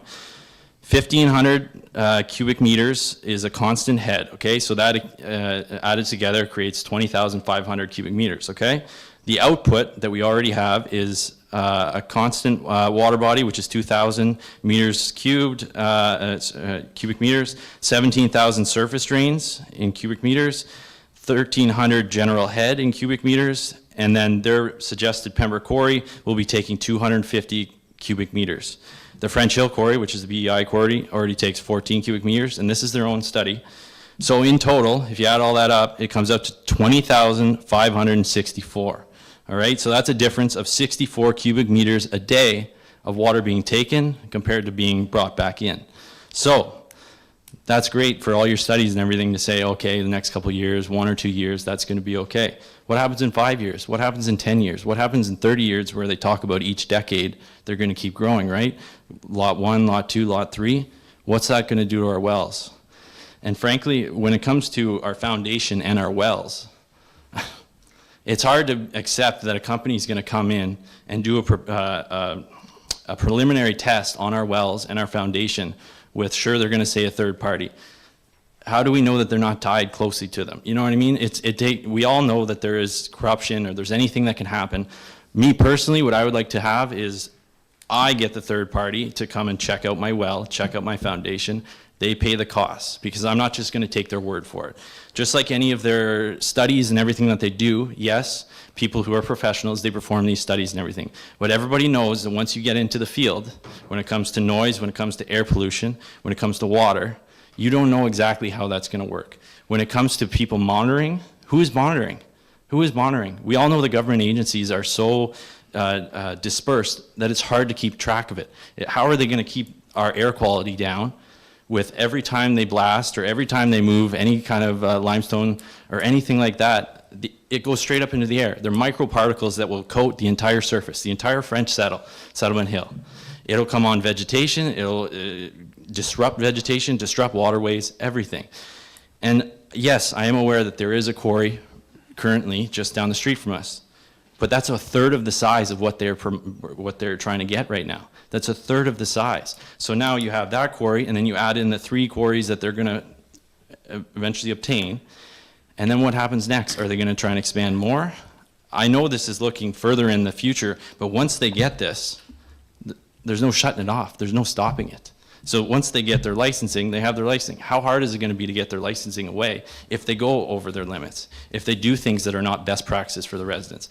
Frankly, as a resident, I pay my taxes, I do everything, I try and be a good citizen. Why am I not being looked after compared to a company that's from somewhere else that just wants to come and get the materials, frankly? And if I don't know if there's a stipend or any kind of discount that happens when they take locally manufactured materials or anything like that, but it's concerning. It's very concerning to have an outside company just come in and say, you know what, we're just gonna disrupt the entire land space around your house where there's multiple houses along Stafford Third Line. It's unacceptable. And Well, also, thanks for your comments, but now, you kind of lost me there about the 3rd or 4th round of the amount of water or whatever, but is that something, have you listed that in your? So I just got Questions? access to the level 1 and level 2 water report. Okay. I asked for it. It was not given to me until this morning, and it was conveniently left out of the agenda, the parts about our well. I'm not sure if that was on purpose, but it's not transparent. So the average person reading a lot of these documents wouldn't even understand that. But all that- those this reports stuff. have always been at the municipal office. All you'd have to do is come and get them, I asked for them last week when I got notice of the meeting. right? Okay, I'm not gonna get into he said, she said, but they're all available here, and you said you just got them? So you're gonna have time to comment on those and Yeah. get them into the office, right? Yeah. Okay, okay.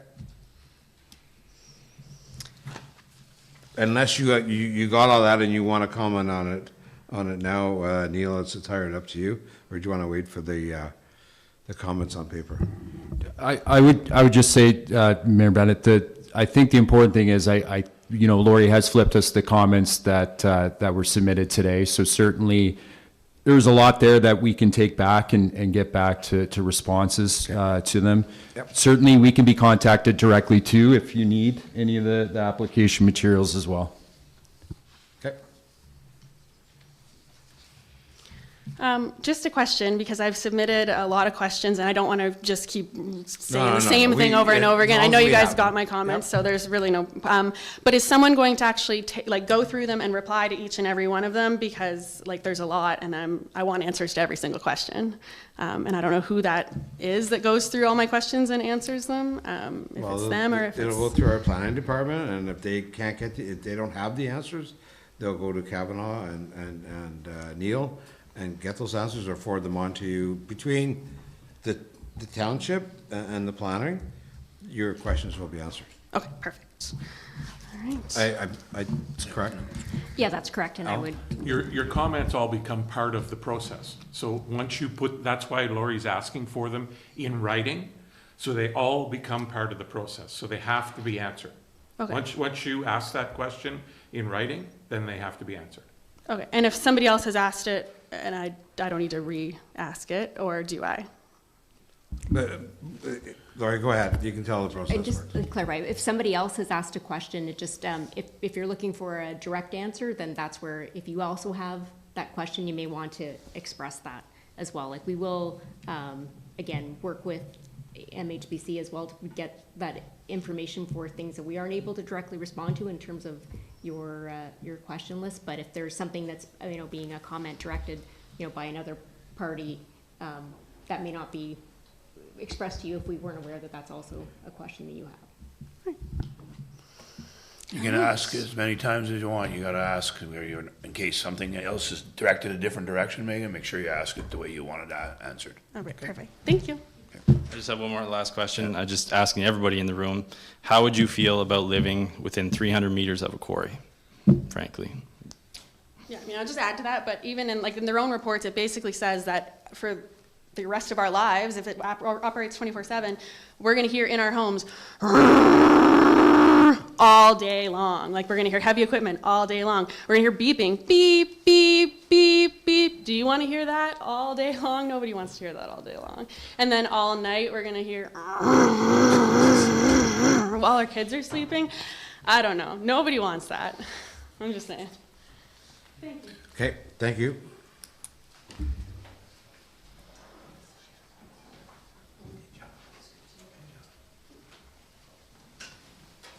Adam Mao, 3530 Doran Road. So I have two questions, sorry. My first question is regarding the fencing. The site plan calls off 1.2 meter, which is 4.5 feet high, post and wire fencing. I'm just not clear, is that just page wire fence? Is that the intent? Yeah, in most places, it would be just page wire. I'm not exactly sure if there's any, I don't think there's any turtle fencing on this site, so it'll be probably page wire. Okay.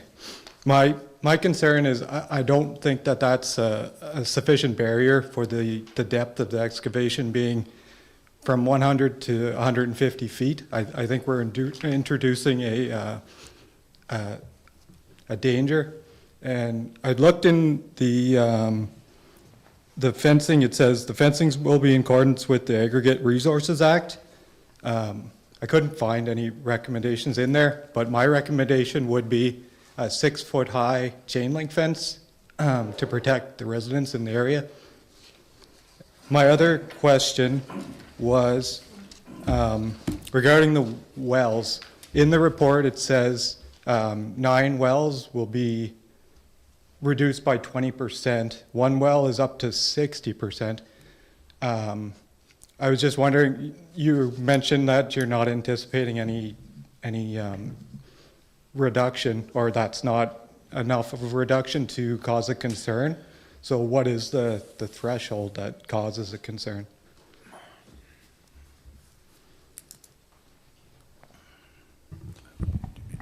If we need through Mayor Bennett, I mean, we can call the hydrogeologist up who would probably be able to answer that question with respect to what is that threshold. Sure.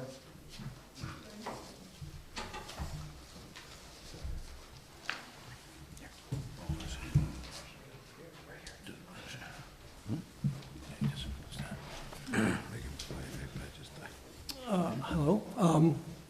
So that is not a complicated question, but it's not a question that has a straight answer. It depends on the depth of the well and how much water you have in the well. So if you have a very shallow well, let's just, for example, say 1 meter, and if you're going to lower that by 1/3 of a meter, or sorry, 3/4 of a meter, then you only have a very little bit of water left in that well.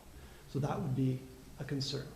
If you have a very deep well, and you're only lowering that water level by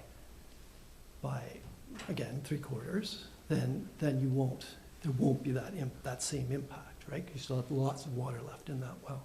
So when we're doing these assessments, we look at the depths of the well as well as the anticipated drawdown, and that lets us know sort of what.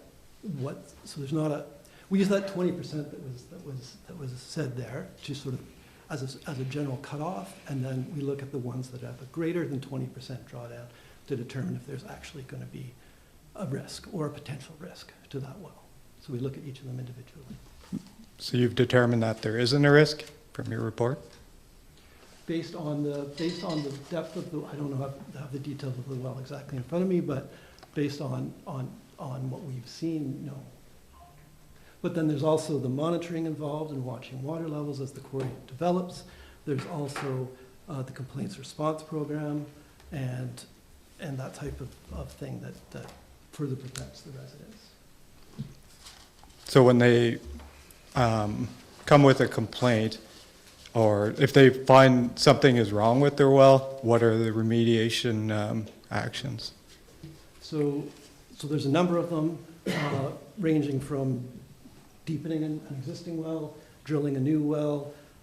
There's some other communal well type situations which probably are not going to occur, but it's usually the depth of the well here. And in this area, you can deepen wells. The other aspect of that is that the water quality in a deepened well, Kavanaugh will be responsible for having the same water quality in a deepened well or in a new well as in the existing well. And with the monitoring well, that's the whole purpose of these monitoring wells, is we're watching that on a monthly basis. If we see those wells going down, it's gonna be, that's adjacent, directly adjacent to our site. We're gonna anticipate a problem before it ever gets to your place, and then we have to address that problem. Okay. Will all of this be in writing? So 10, 15 years from now, there's a well problem? You guys may or may not still be around, or we may be. So it's in. Nobody would want to live there anymore. So it's in the water report currently, and under the permit to take water, once that comes in place, so that's the license, for lack of a better word, for the government that allows Kavanaugh to pump water out of the quarry, and it'll all be very detailed in that as well as the reporting the monitoring requirements, which may be even above those under the ARA process. And the reporting requirements, because there will definitely be an annual report required from Kavanaugh to the MECP, looking at those water levels and sort of assessing what's actually happening, and we compare that to what we predicted to see if we've got it right or not. Permit to take water is renewed every 10 years and reviewed by the ministry before reissuing it again. Okay. Okay, that's all I have for council's consideration. Anybody else from the public? Okay, so, gentlemen, thank you for your presentation. We'll continue to answer comments through Laurie, and we'll see where it goes. Laurie, Thank you for having us. Oh, sorry, go ahead, Neil. Sorry, Mike. I just want to make sure, Laurie, I'm going to pass this motion, I guess, with the subsequent report that we're stating our subsequent report. Now, do you want the 21st in there, or I just find that a little tight? Do you want to push, to make sure the comments come in, we don't want them at the end of this week and you only got 3 or 4 days to answer. I don't think that's fair to anybody. So I'm just going to leave it open-ended with regards to the meeting date as to when it comes back, okay? Yes, certainly, and then we'll be cognizant we'll provide the timeline for the Planning Act as well that we're under. Yeah. Okay, so I need a mover and a seconder, please. Jennifer and Alan? Moved by Councillor Gauthier, second by Councillor Wren, that the Planning and Emergency Services Committee receive applications for official plan amendment file number 2026-01, OPA 21, and 2026-02, OPA number 22, and zoning bylaw amendment file number Z 2026-01, Z 2026-03, Z 2026-04, Kavanaugh Pembroke Quarry in Laurentian Valley at the April 7th, 2026 Council and Committee meeting, and direct the Township Planner to provide subsequent report to Council to address any comments received as a result of public consultation and bring forward a recommendation to an upcoming Council meeting at a later date. All in favor? Carried? Motion to adjourn. Not the meeting tonight, but the public meeting. Wendy and Betty? Moved by Councillor Hewitt, second by Councillor King, that the Council of Township of Laurentian Valley hereby declare a public meeting of April 7th, 2026 be adjourned at 7:10 p.m. All in favor? Carried?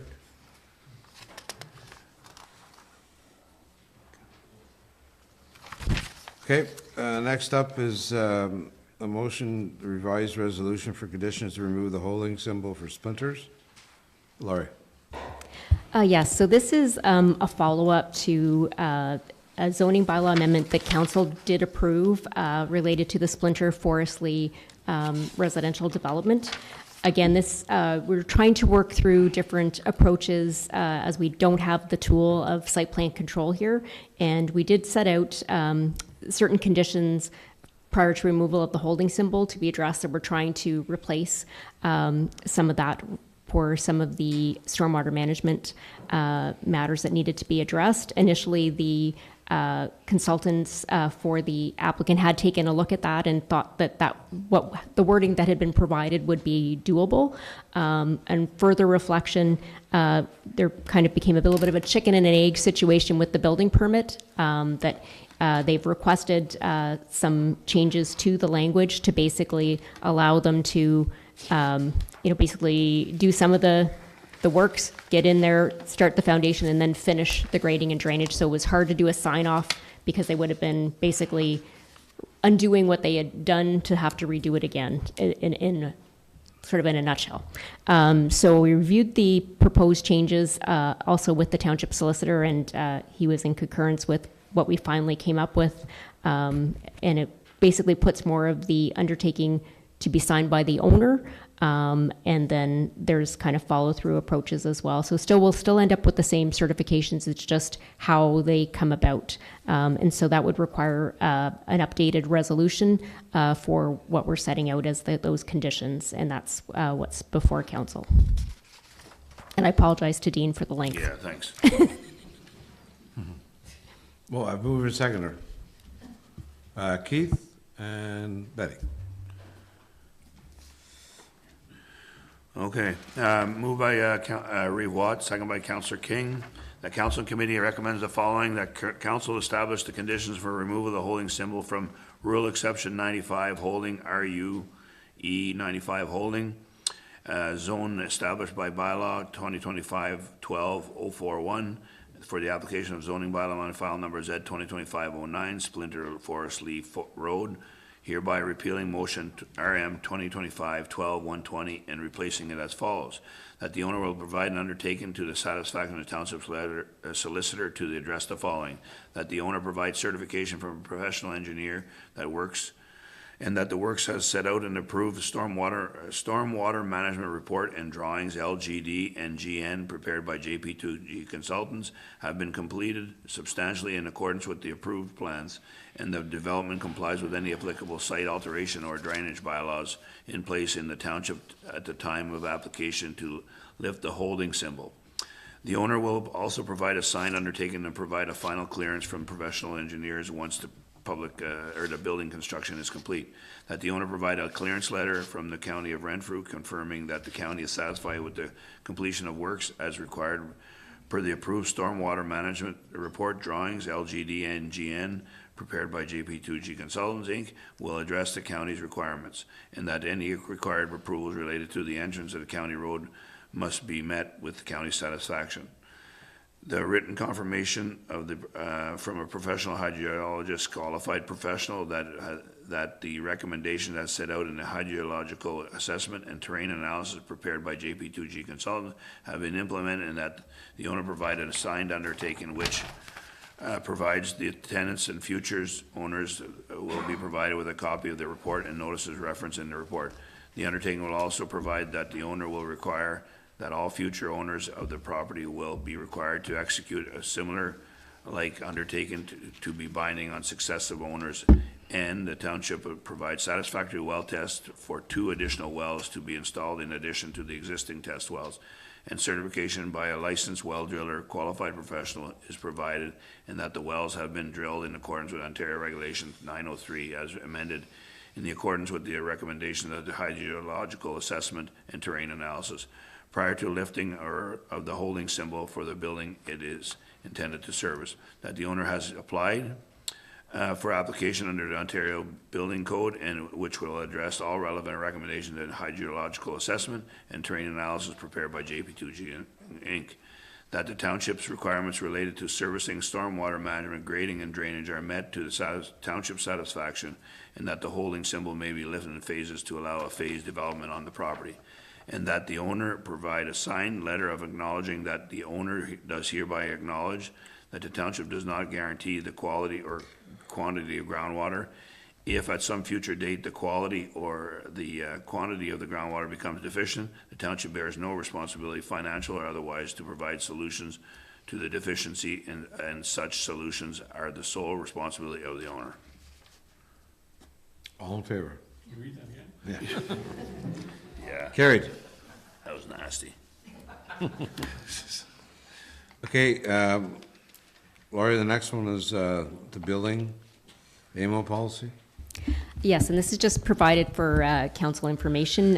Again, it was also sent through from Mayor Bennett, and just that as the provincial government is sitting now again, there are some bills that are being relivened and some more postings on the environmental registry and other for comment. Again, we're not certain if it will be very quick after the 30-day posting. Some are 30, some are 40-day. But there are some other changes potentially coming. Again, some we did have a hint of before in terms of, trying to look to scope the format of official plans.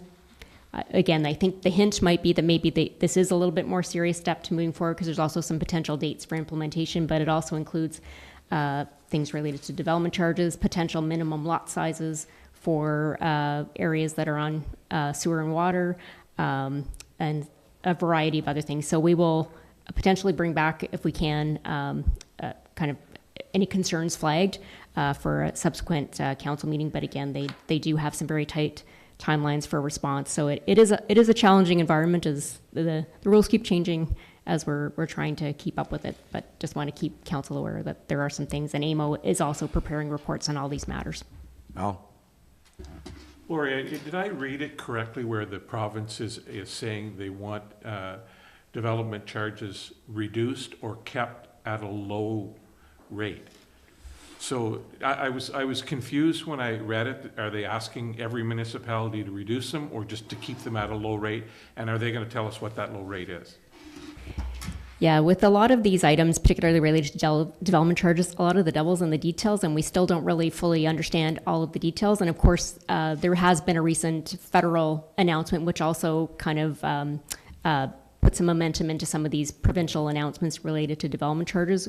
We're still trying to understand when they're saying they will offset it, because it sounds like they're trying to move, maybe whether it's back to a process where there used to be different infrastructure things that were funded by other levels of government. And really, when it comes to development charges, we're doing, especially communities like this, we're really not doing things we don't have to do. It's just the growth, it's collecting the cost for those growth-related things that we have to do. So if we can't raise the money through development charges, then it has to be through the general levy unless it's offset. And I think there's still some details to come with offsetting, but certainly, this is one of those key ones.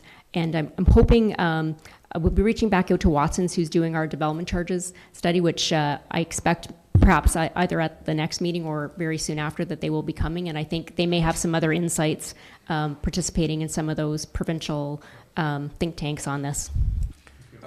I know it stated in there that it was federally, provincially, and it said, and municipal partners will all have to take part in it. And I didn't know if that was financially or otherwise, so more details to follow. But the HST, which is mentioned in that as well, right? That may be an incentive for sure for first time, for new homes only, where you get that GST back, which is a positive note.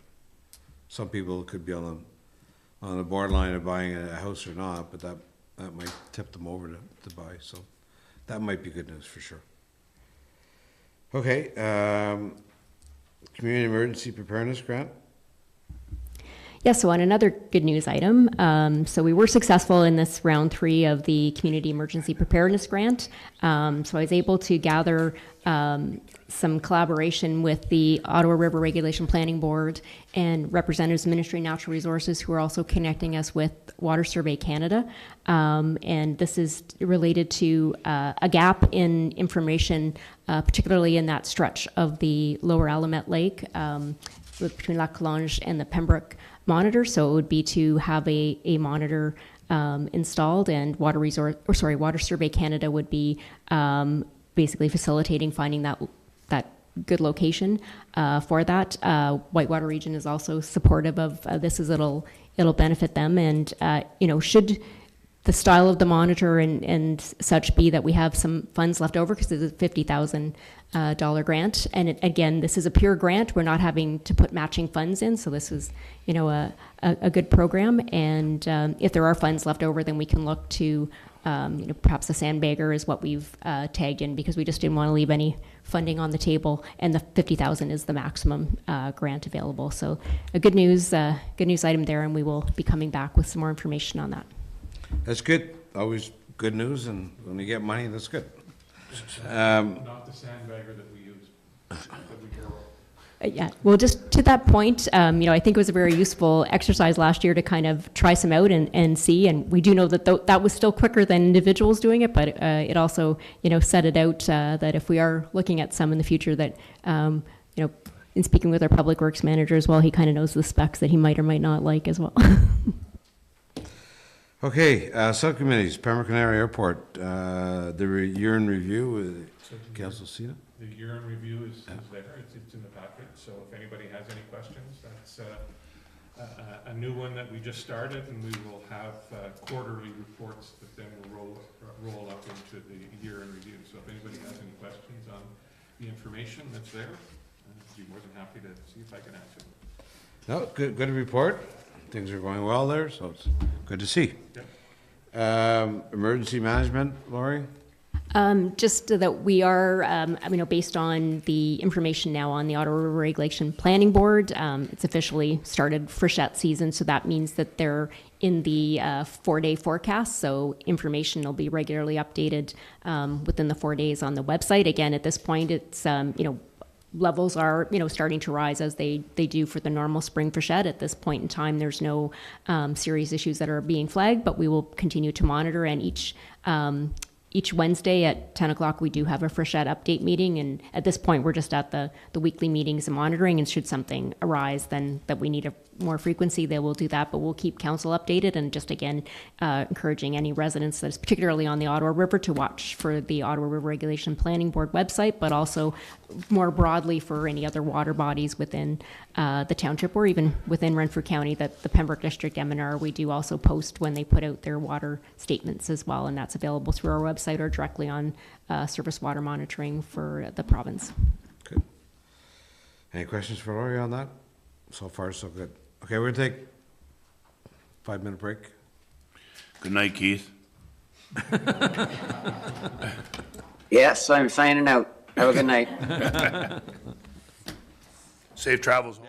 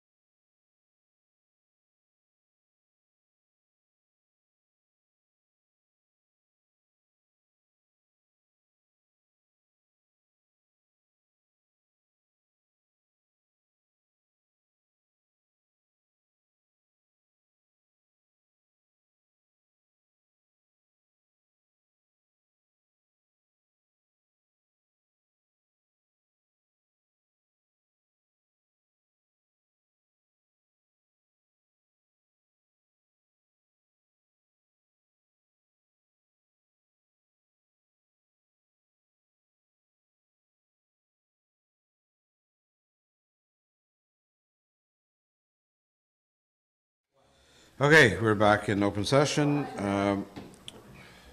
We are under corporate services, report donations, 225. Yes. Yeah, maybe I'm going to pass this to Chris. I guess this is Chris's report with regards to 2025 donations. That's mine. Oh, it's Annie's, sorry, my mistake. That's okay. Yeah, I didn't, yeah, it was, I know Chris was talking to me about it, sorry, I was. Yes, this is something different. Okay, okay. It's an annual report that has to be done according to the charitable donation policy.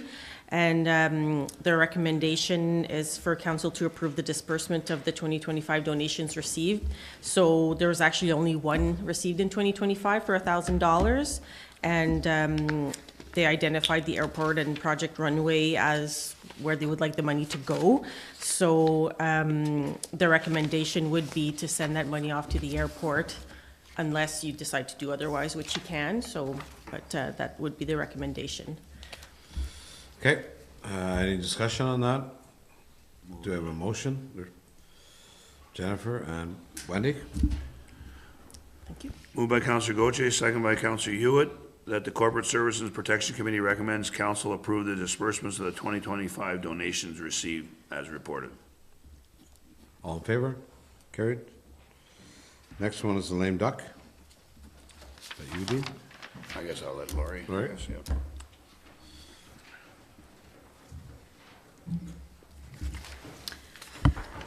Good evening. We're just getting close to the election time, and we wanted to, in accordance with the section of 275 of the Municipal Act, there's a restricted acts after nomination day could be applicable. So just in forefront of that, we wanted to pass, like we have in the history, is to pass the bylaw to delegated authority to the CAO clerk. For the restricted acts. And it does have a restrictions found in the subsections as noted in the report there too, so. Okay, any questions? Motion? Brian? Alan?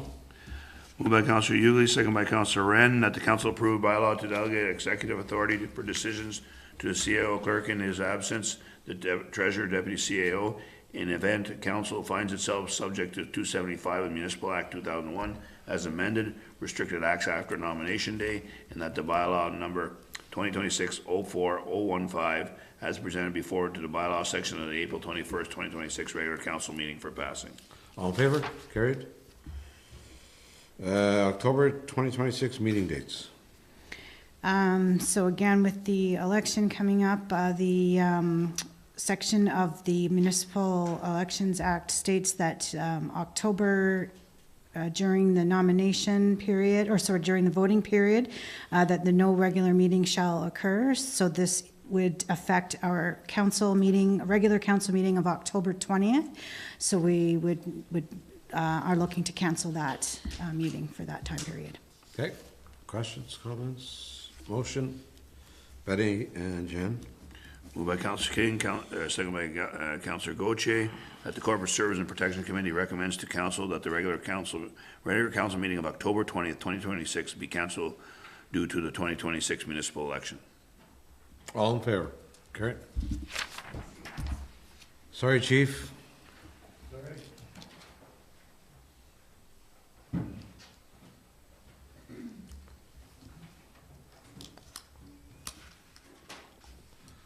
Had a busy month in March. Yeah, it was relatively busy, yeah. It was a couple bigger ones, but wasn't too bad.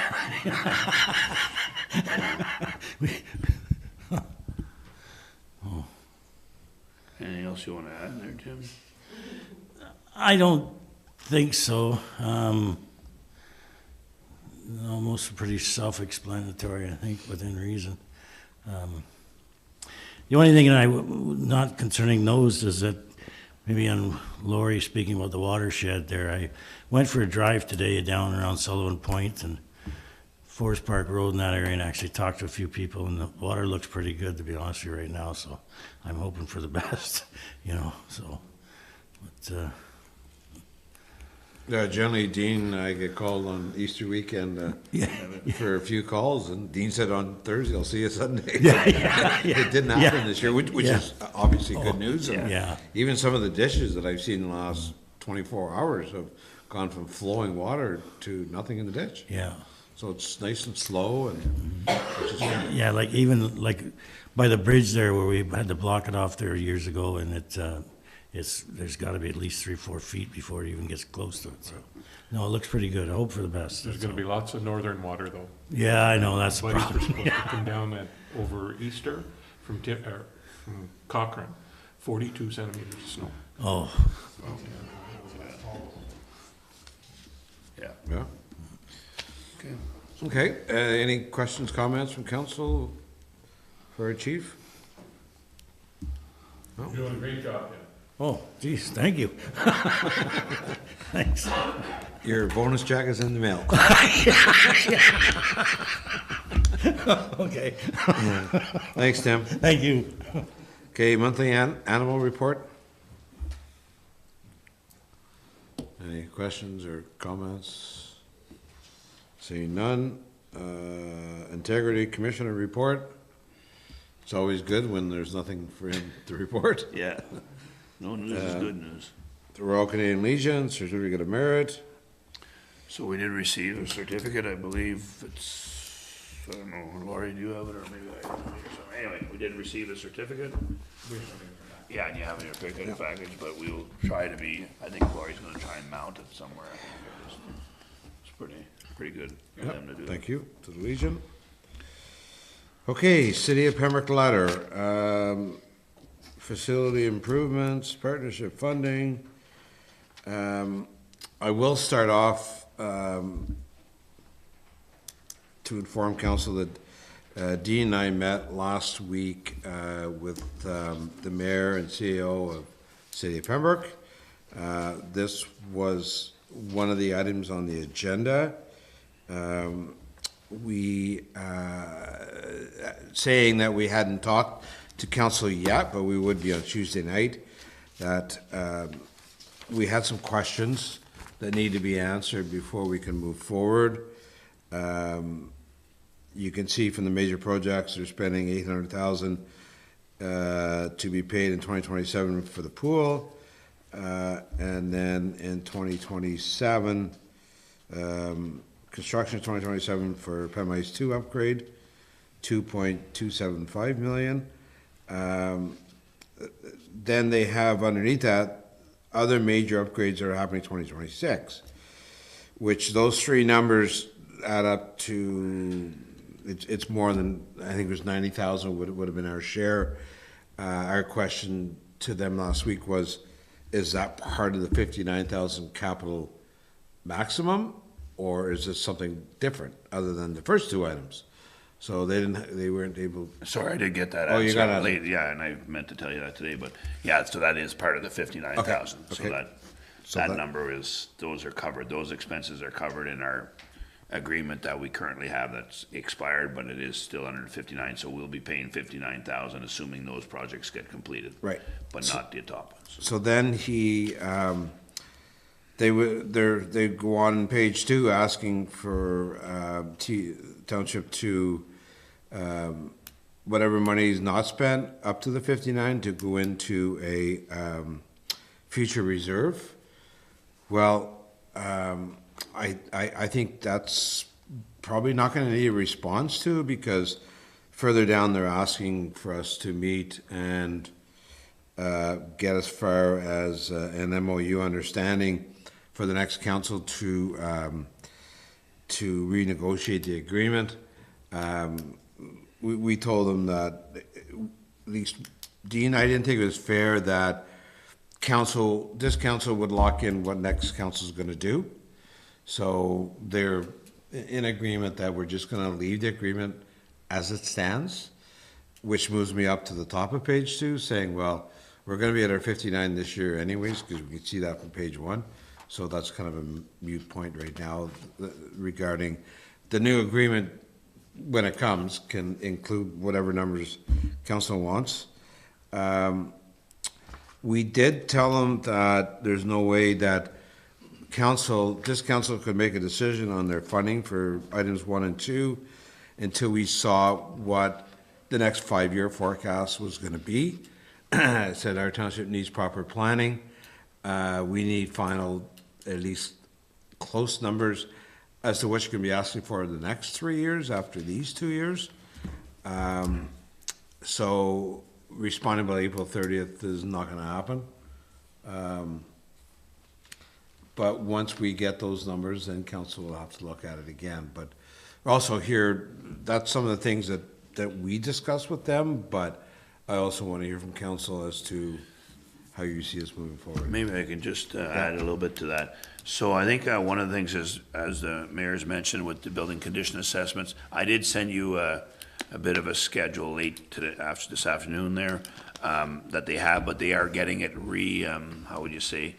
They're getting it reevaluated, so they're going to look at it. So they should be getting new building condition assessments and some values and projects to do by July.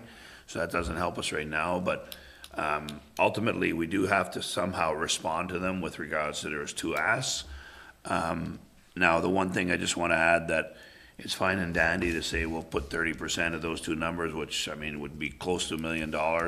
But again, we can't debenture that cost because we don't own the facilities, so it's a matter of us taking somewhere, getting $1 million, which is probably not gonna happen. So at the very least, we brought up, like, if we're gonna contribute a significant amount to these refurbs, not saying we are or not, but that would be either somehow that we would get them to pay for it. They will debenture it, probably their share, so they'd debenture the whole thing and we'd make payments, basically the same way as we did the pool, which we did over 4 years or 5 years, whatever that amount, I forget exactly what.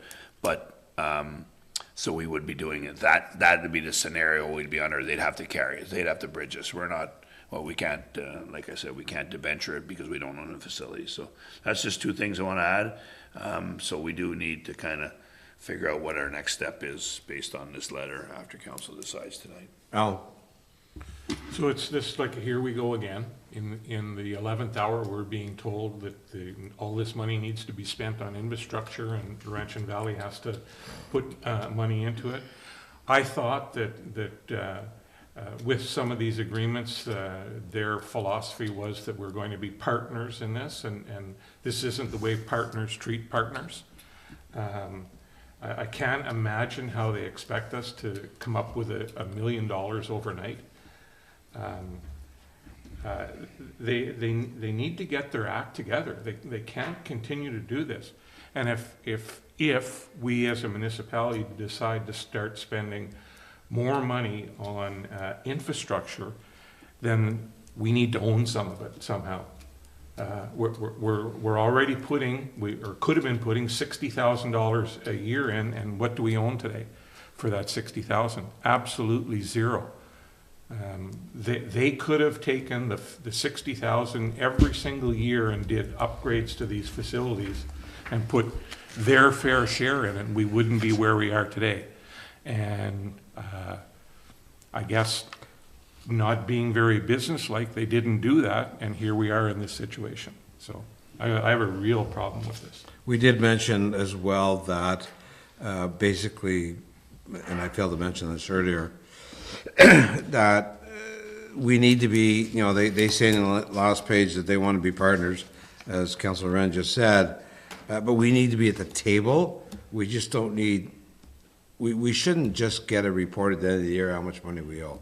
If this is the kind of money that we're going to spend, we need to be at the table and be well aware of what's going on and coming back to our council. Because, you know, we continue to do this, we continue to have an agreement, but all it is back up the truck and unload the money. So we need a lot more say in this, and that was mentioned to the mayor last week as well. We soon need to realize that partnership isn't just a check. Yeah. Wendy? I also find the timing of this a little maybe unsettling, I guess, because we've already passed our budget. So I think these kinds of things, first of all, we should be at the table for discussion. And then I think it should have been done last summer or last fall to talk about costing for 2026. But these projects, the pool is 2027. Yes. I know it's 2028. So we will have to include whatever numbers we're gonna include in the next 2 years' budgeting. I guess this came out of their budget when they passed their 2026 budget. These were the costs, and I guess our name was mentioned for the 30% cost sharing. But they are looking for us to respond in a few Oh, weeks. no, respond, yes, Yeah. absolutely. So I just, because we haven't been a part of any discussions, it's pretty hard to make a decision in a few weeks. Right, so that's why I've also gone deeper and said we need a full report of the next 5 years, so that we have some kind of path that we can look at if we decide to follow, so, for sure. Anybody else? No? But even expenditures of this size, it shouldn't be just a year out. We should have known about these expenditures 5 years ago, and there should have been plans put in place for them. That's why they're not being very businesslike in any of their planning whatsoever. This just can't come up, and within 6 months, you have to spend this kind of money. There's an issue. And I guess one of the things just want to add, and I know Mayor Benda has kind of alluded to it, maybe not with us lately, but, you know, if we're going to be starting to put this amount of money, which I guess these facilities needed, which is unfortunate because we also into a new facility too, and how do you pay $1 million here and then try to plan for a new facility down here, and that's the same pocket of money. So you know, there's two hands. How do you save money when you're spending that kind of money? So that's a concern.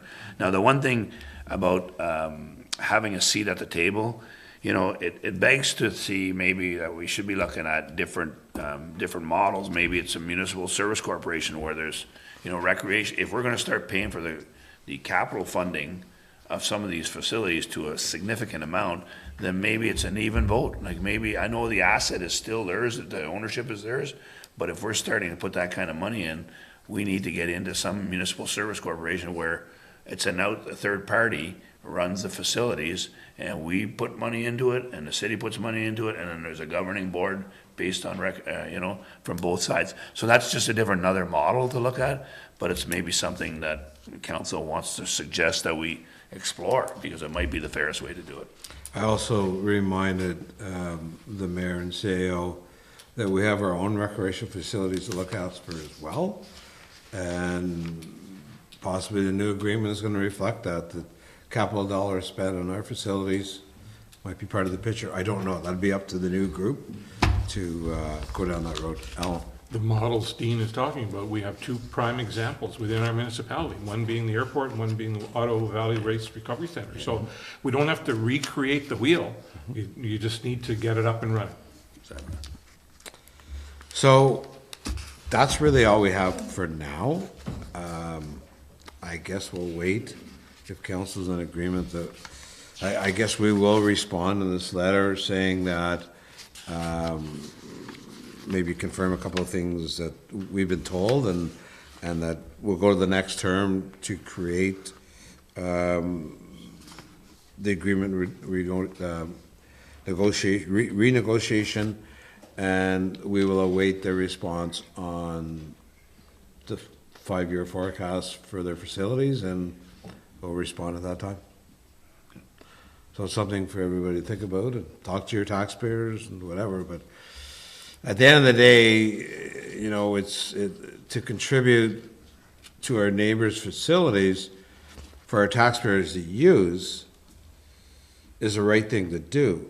Have we got to this point with these numbers coming out always close to the last minute? No. So, like we're saying, that's got to change if they want us to be a partner. So we'll see how it goes. What's that? Yeah. Okay, so we'll leave it at that for now. Certainly keep you updated. Subcommittees, Festival Hall. We've got a meeting on Tuesday. Okay. Public Library, Wendy. Our meeting was supposed to be during spring break, and it got bumped a week, and I unfortunately was not able to attend. So besides the report that's attached, I don't have any other information. Okay. I don't see our numbers climbing by any means. Actually, I looked at the report, and our numbers are actually declining. Like if you look this time last year and compare the numbers, we're down 5 to 10%. Yeah, I saw that. Okay, down in Public Works, Ottawa Valley Waste. We're in the last stage of our consultants putting the final package together to present to the ministry for our long-term, another 12 years. Right now, we're looking at a year to 18 months of space left. Staff is trying to come up with various different ideas to add more waste, but because the options of transporting waste is not really an option for us. So once this report goes to the ministry for final approval for the extension, once it's in their hands, I can say that our MPP, Billy Deno, has been very good to support us and has moved the paperwork along. So we'll certainly be putting pressure on him to get this agreement done. Jennifer? Well, you guys are going to be saving some space now, because as of May 15th, no contaminated items are to be going to the dump anymore. No what, sorry? Contaminated, so no, they don't dig holes anymore for the asbestos. Now we have to go to CART. I know. So that's, well, there's a meeting report in there as well. Community support. Mr. Neff. Good evening, Council. I'm just going to hook in my laptop here and we'll get rolling away with my policy report here. I've made a PowerPoint here to try to be as quick as possible because I know it's been a long night, so just bear with me and I will get this going. And look at that. Wow. Okay. Awesome. Okay. So before you here, you have the community support policy. And essentially, what we're going to do is just go quickly through the report, try to speed everything up, and because Council's already read it, to just pick some of the highlights here and then open it up for questions if there is anything. So first up, we have the background. So this is kind of just a timeline roughly of how this whole policy has been evolved. Originally, FIN 07 was reviewed because it really wasn't fitting and really not being utilized by the organization it was supposed to govern, and there was a bunch of things missing. So we discussed with staff, created a new policy, presented it to council, and it was approved for enactment in 2026. Then in October, during our budget times, we realized there was some loose ends. We investigated these things, had some discussions with staff, did some research, and proposed the idea of some new policies. And then in the new year, actually ended up making 3 policies, and on discussion with staff, that just seemed to be too many policies. So we put it under one policy and created a unifying policy, and that policy that you see before you is called the Community Support Policy. So just looking at here, this is just, sorry, it's one ahead on my screen here. This is kind of a summarization of the budgets that this kind of policy affects. As you can see, there's the GI lines here for the airport, library, culture, and grants to others. And as you can see, for 2026, we're budgeting that there's $894,768. So significant amount of funding that we are basically supporting organizations within our community and outside of our community for various things. So looking at the GEL lines, we noticed that there were several things that weren't funded in 2026 that were listed in there. And then there were several organizations that no longer exist, and some were budgeted and they were never spent. So you can see here kind of a summarization of how that worked. For example, the Renfrew County Plowmen's Association is not in good standing with the Ontario Plowmen's Association, a couple other ones that weren't paid. And so kind of in investigating this, each one of these has a GL line, and for some reason or another, we were supporting this, but in the last couple of years, we either haven't or something's happened. And that's kind of where the whole thing in the budget process kind of evolved. And the fact that we found all these other things. Continuing on more loose ends, we had the Champlain Trail Museum, all these other places listed. Crossroads Community Hub, which is an example of one that I found out the other day that we've been supporting for a long time and then we haven't. They're still active, had a down period in COVID. So there's all these things going on that we're supporting that we kind of haven't really followed up on, or that they don't exist, or And we just have been budgeting for them and either not spending them or they've been allocated to other areas. And then that kind of brings further diving into it with this general grants to others. And this is kind of where things started to kind of develop. As you can see from 2021 onward, we have all these different organizations like our committees of council, but then we're supporting other groups like Mixburg Community and Cultural Center, and recently the Athletic Association. We're supporting under these budget lines, but there's not really a process. They basically have to submit their budgets. There's no really process involved for that. And so as we were going through this, you can see kind of how all these things are starting to add up. With really no overarching policy. There's some policies that apply and we're only using certain parts. And so that's kind of where this all came from. And then more so, looking into the ones that weren't accounted for. I mean, some of them like the warming center kind of things that came up. But then we have the Heritage Center, which is something we're kind of in a quasi area about whether, if we're supporting it temporarily or long-term. According to GLs, we've been supporting it for a long time, but now it's kind of changed. And so the whole point of this was basically seeing that there kind of needs to be a review of this, and there kind of needs to be a bringing together of one policy that kind of identifies Laurentian Valley and what we stand for and who we're supporting and why we're supporting it. And then during the review process, also realized upon the notification of our CEO that there's some groups such as the Multicultural Festival, that the timeline that we created, which is right now essentially early April, we're supposed to open up intake 1. Our CAO made a very good point, which was that some of these organizations need the funding support earlier than that. And so this kind of encompassed a whole analysis of essentially what we needed to do and kind of where we needed to go with this policy and make some revisions.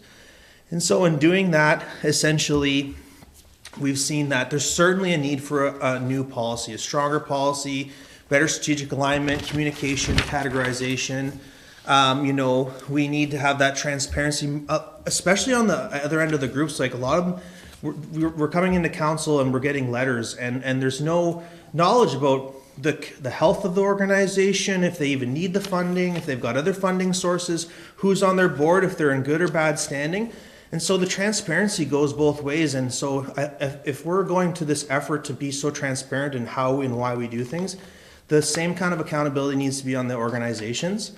And then we kind of needed to figure out a system for who's funded, who's not funded, categorizing those based on need, and then creating a system in which essentially in the future, should we want to add or subtract any of these groups, there's a very clear and straightforward policy that everything falls under. And that's kind of where the future and the long term came from this policy review, and that, we've got to keep maintaining it. And in the report, you'll see, this is what I've done is kind of create what I think is a starting point. There are some loose ends still to be figured out, but that this policy now, in the way that it exists, essentially will capture all that and allow for more changes. So looking at the policy, this is what I've kind of deemed as the Laurentian Valley Community Support Network. And I won't get into all the descriptions because that is in the policy, but you have rec races associations, which are our committees of council. The one note is that Fit and Feisty is not supported financially, although they are supported through the SELF grant. But all the other organizations, as council knows, are supported through grants. A new category called auxiliary community services, which is essentially community services that we're paying for that may or may not be in our township, but that have a benefit to our community. And so we're agreeing that we want to support that. LV Community Grants, which was the original purpose of this whole policy, was to create a more transparent and straightforward process for sponsorships in the community. Annual sponsorships, which we've outlined here, which everyone should be aware of because those sponsorships have been outlined in our budgets for a long time. The highlight with that as well is through the staff level, which if you've read through the reports that some of those will continue to come through as they have, but that they've been assigned to certain staff. And there's a process for that as well, which cleaned that up. And then agreements and partnerships, which are the partnerships that are basically set out by bylaws or agreements. Now, this policy really doesn't affect it in that way, but essentially what it does, it just categorizes it, because that was a big loose end was, well, where do these fall and how does that work? So just a couple highlights of the policy. The intake periods are listed here before you. Moving forward, as you'll see in the report, this is going to be the new timeline, and that we're going to make if council is okay with a one-time exception for one group and essentially open it up. And then after that, for any further ones will follow this period here. Maximum contributions are all allocated on there and outlined in the policy, so I won't go too much into detail with that. Funding categories are all outlined here, and the deadlines are all outlined as well. So that kind of brings us to our recommendation, which is that the Community Development, Recreation and Culture Committee recommend that council adopts the corporate policy FIN 07, the community support policy as presented, and further the Township of Laurentian Valley approves a sponsorship in the amount of $1,000 to support the Pembroke Multicultural Festival, after which the organization will be required to submit for funding under the guidelines of the community support policy. And the reason for that was because they need to get that's what we had done last year. They need to get their advertising out, and we've accommodated them in the policy next year so that it's earlier, so that they'll have the opportunity to do that. But that gives them the window one time to essentially do that, because we will not have, if we follow what the policy had stated in the previous iteration, now is when that is supposed to start. And so that's not enough time for them. And we've taken the direction of the CAO in that way and changed it, because it was a very good point in that some groups will need a little bit more earlier time. And so that just leaves it up to questions from council. I know the policy was quite lengthy, and if you see at the end, there's all kinds of each applications. It was a lot of work to set that all up, but I hope that we've done the work here so that council and all future councils and staff have a guideline that they can use to essentially understand how we are going to support our community moving forward, so that it also allows us to make revisions and changes, but that it falls under a strategic policy that basically creates the kind of strategic priorities and the things that we want to support, and outlines also to the public the kind of support that we're providing to the community to show them that Laurentian Valley supports its community, it supports its organizations, and this is how we do it. Okay, Al? So Chris, if there's an opportunity comes up, and the one that comes to mind as an example was I think it was the West Champlain Health Center that we gave $6,000 to in 2024. So that was in coordination with the city of Pembroke, and we recruited 2 doctors to come here. And it was a short turnaround time. So will we be able to fit that, something like that in the policy, if it's an opportunity that we deem that it's something that we need to support? Yes, all components of the policy allow council's ultimate discretion. So council has the authority in any component of the policy to change anything at any time. The only recommendations that are built in there is that if anyone is onboarded new, that they would be open to the next budget, but that also stipulates that council may allow them to be included into the budget, providing that there's funding available, so that the policy allows council to have the ultimate authority to change anything should council want to add or remove anyone or change anything. And that was part of the policy recommendation as well, was that there's some here that haven't been categorized in this, and there's a few other things that we're going to dive into with staff to make sure that we didn't miss anything.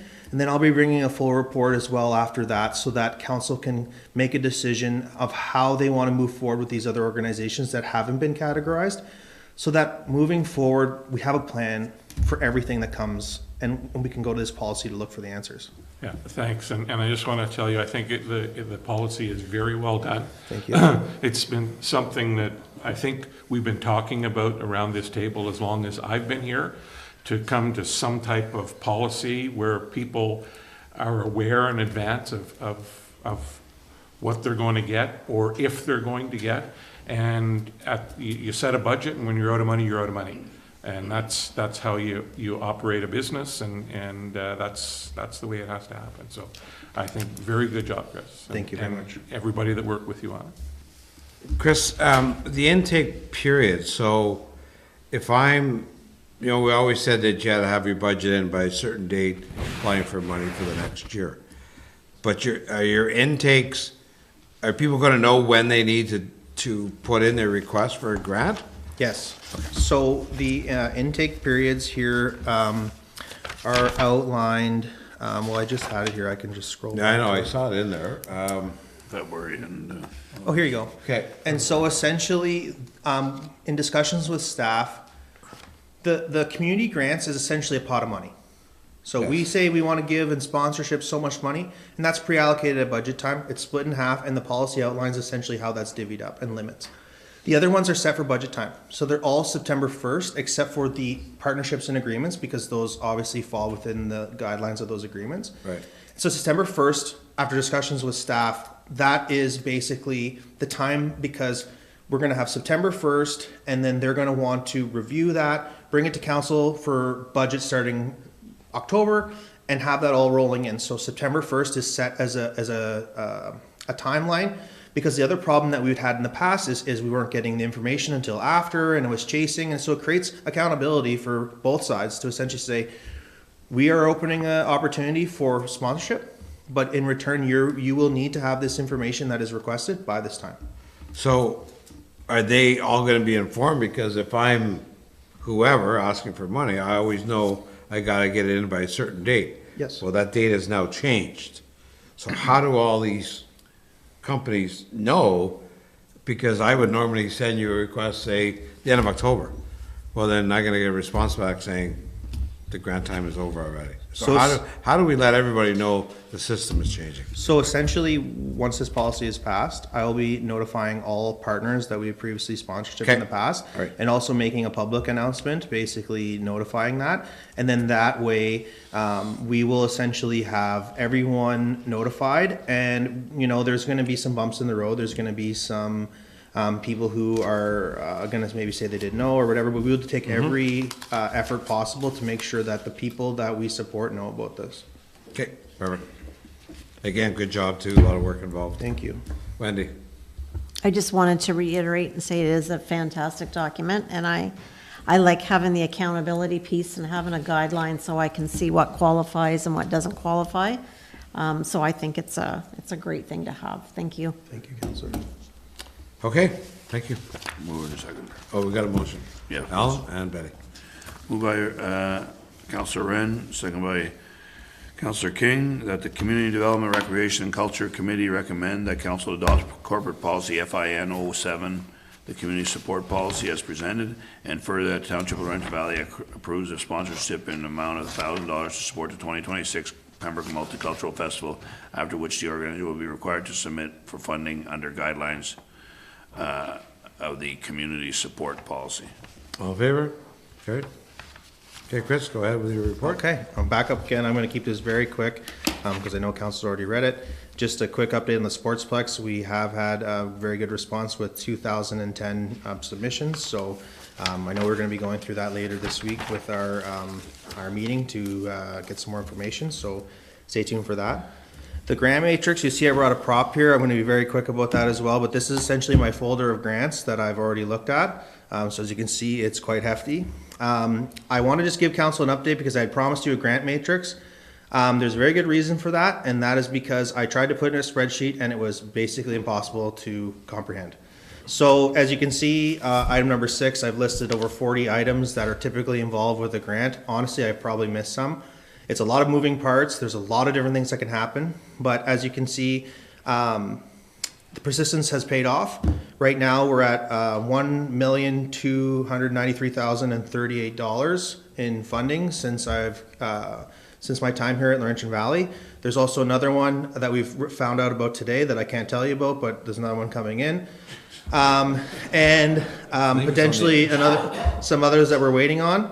I wanted to give you an update as well that, just so that you know, because the point of the grant matrix was to tell council what we got in the hopper, what's going on, how this is going on. So again, I wanted to do that, but I'll have to show you sometime the spreadsheet. It was absurd. So essentially, we do have some in the hopper right now. We've applied for a grant to fix up some of our play structures. We're looking at a grant right now through EASE with the Accessibility Committee for some accessibility stuff. We've put in our Seniors Active Living grant, which should be coming through soon. We've got all these grants right now, the Housing Enabling Core Services and the Housing Enabled Water Systems Fund, which are currently ongoing, as well as the Pothole Prevention and Repair Program.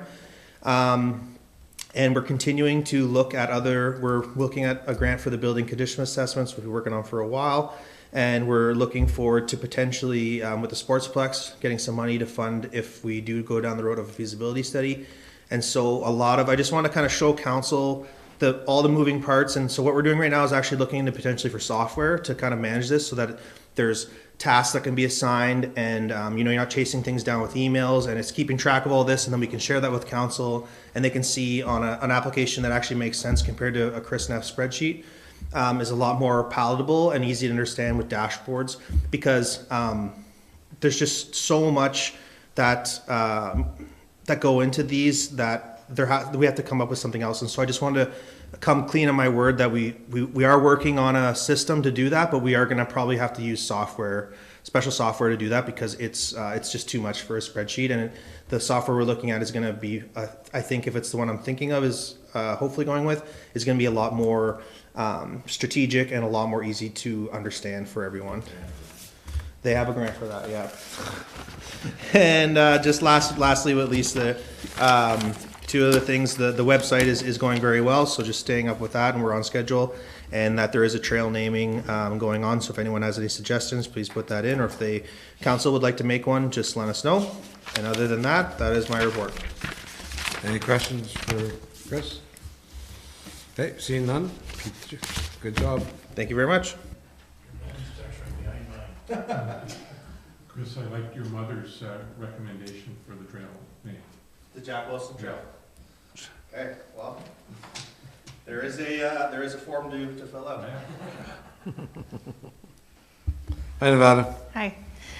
Good evening, council. You guys had my report. I just want to highlight that we did hire Miranda Murphy as our summer student this year in recreation. She'll be working with Chris and I.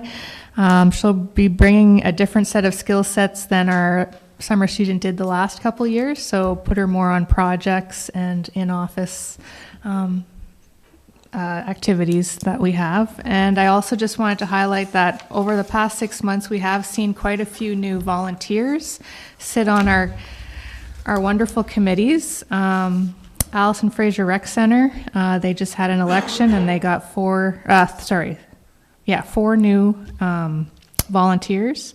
And Fit and Feisty obviously talked about theirs, and as well, the Four Seasons Trail also has 4 new volunteers. So we're still lucky in recruiting volunteers, and hopefully that won't change in the near future. Does anyone have any questions about my report? No. Thank Good job you. as well. Thank you. Okay, down to Friends of the Disabled. So just a couple of upcoming events that I want to remind everyone. So this Friday night at the Allison Fraser Rec Center, there's a euchre night, and I believe that our mayor has a team in, am I correct on that? And it's still not too late to join. We'd like to have more people. So I can circulate to everyone the details if you don't have it, because you need to contact Dan Callahan. He's organizing the teams. So that's Friday night. And then it's a busy weekend. Our other fundraiser is Saturday morning from 8 a.m. to 11. It's a pancake breakfast, and the Pembroke Professional Firefighters Association are cooking. And it is from, like I said, 8 to 11, and they're doing pancakes, sausage, juice, and coffee. And it's pretty hard to get breakfast for $10. That's what it is, $10. And if the kids are 11 and under, it's only $5 for breakfast. Can you send an email out to council to remind us of the pancake one? Absolutely. Please? Can you just, well. I'll send them both out. Saturday. That's Saturday morning. At the fire hall? At the fire hall. Yeah. So I'll send out both of those notices tonight. Thank you. Okay. Shady Nook? We normally would have met last night, but it was Easter Monday, so next Monday night. But soccer registration is open now. If anybody's interested in that, check the website for that and get registered. Okay. Allison Fraser, Patty? We have a meeting coming up on Monday as well. I believe minor ball registration has already been up. I've seen some notices up for minor ball. Our adult leagues are full. We've actually added another mixed league to the repertoire of ball. that we have. I also want to say that I received a call from Cheryl Gallant's office that my application for 2 summer students has been accepted. So I'm going to be discussing that at the meeting, the joint recreation committees, to share those summer students with some of the other facilities to kind of make up their hours. Okay. Yeah, very good. Forest Lake, I guess nothing's going on there. Pleasant View, same. Stafford, nothing. Four Seasons Trail, nothing really going on right now. Fit and Feisty, we got all their minutes. Then you have the Reeves Report, County Council Summary of March. Council acknowledgements. Do we have any? Brian? Not really an acknowledgement, just a follow-up. We were waiting for a report from the county on January, February trail enforcement. Haven't seen it. Is there a date we're expecting that by, or? We'll have to check with Keith. It's probably on the Keith, yeah. We'll check with Keith Okay. for the next council meeting. Anybody else?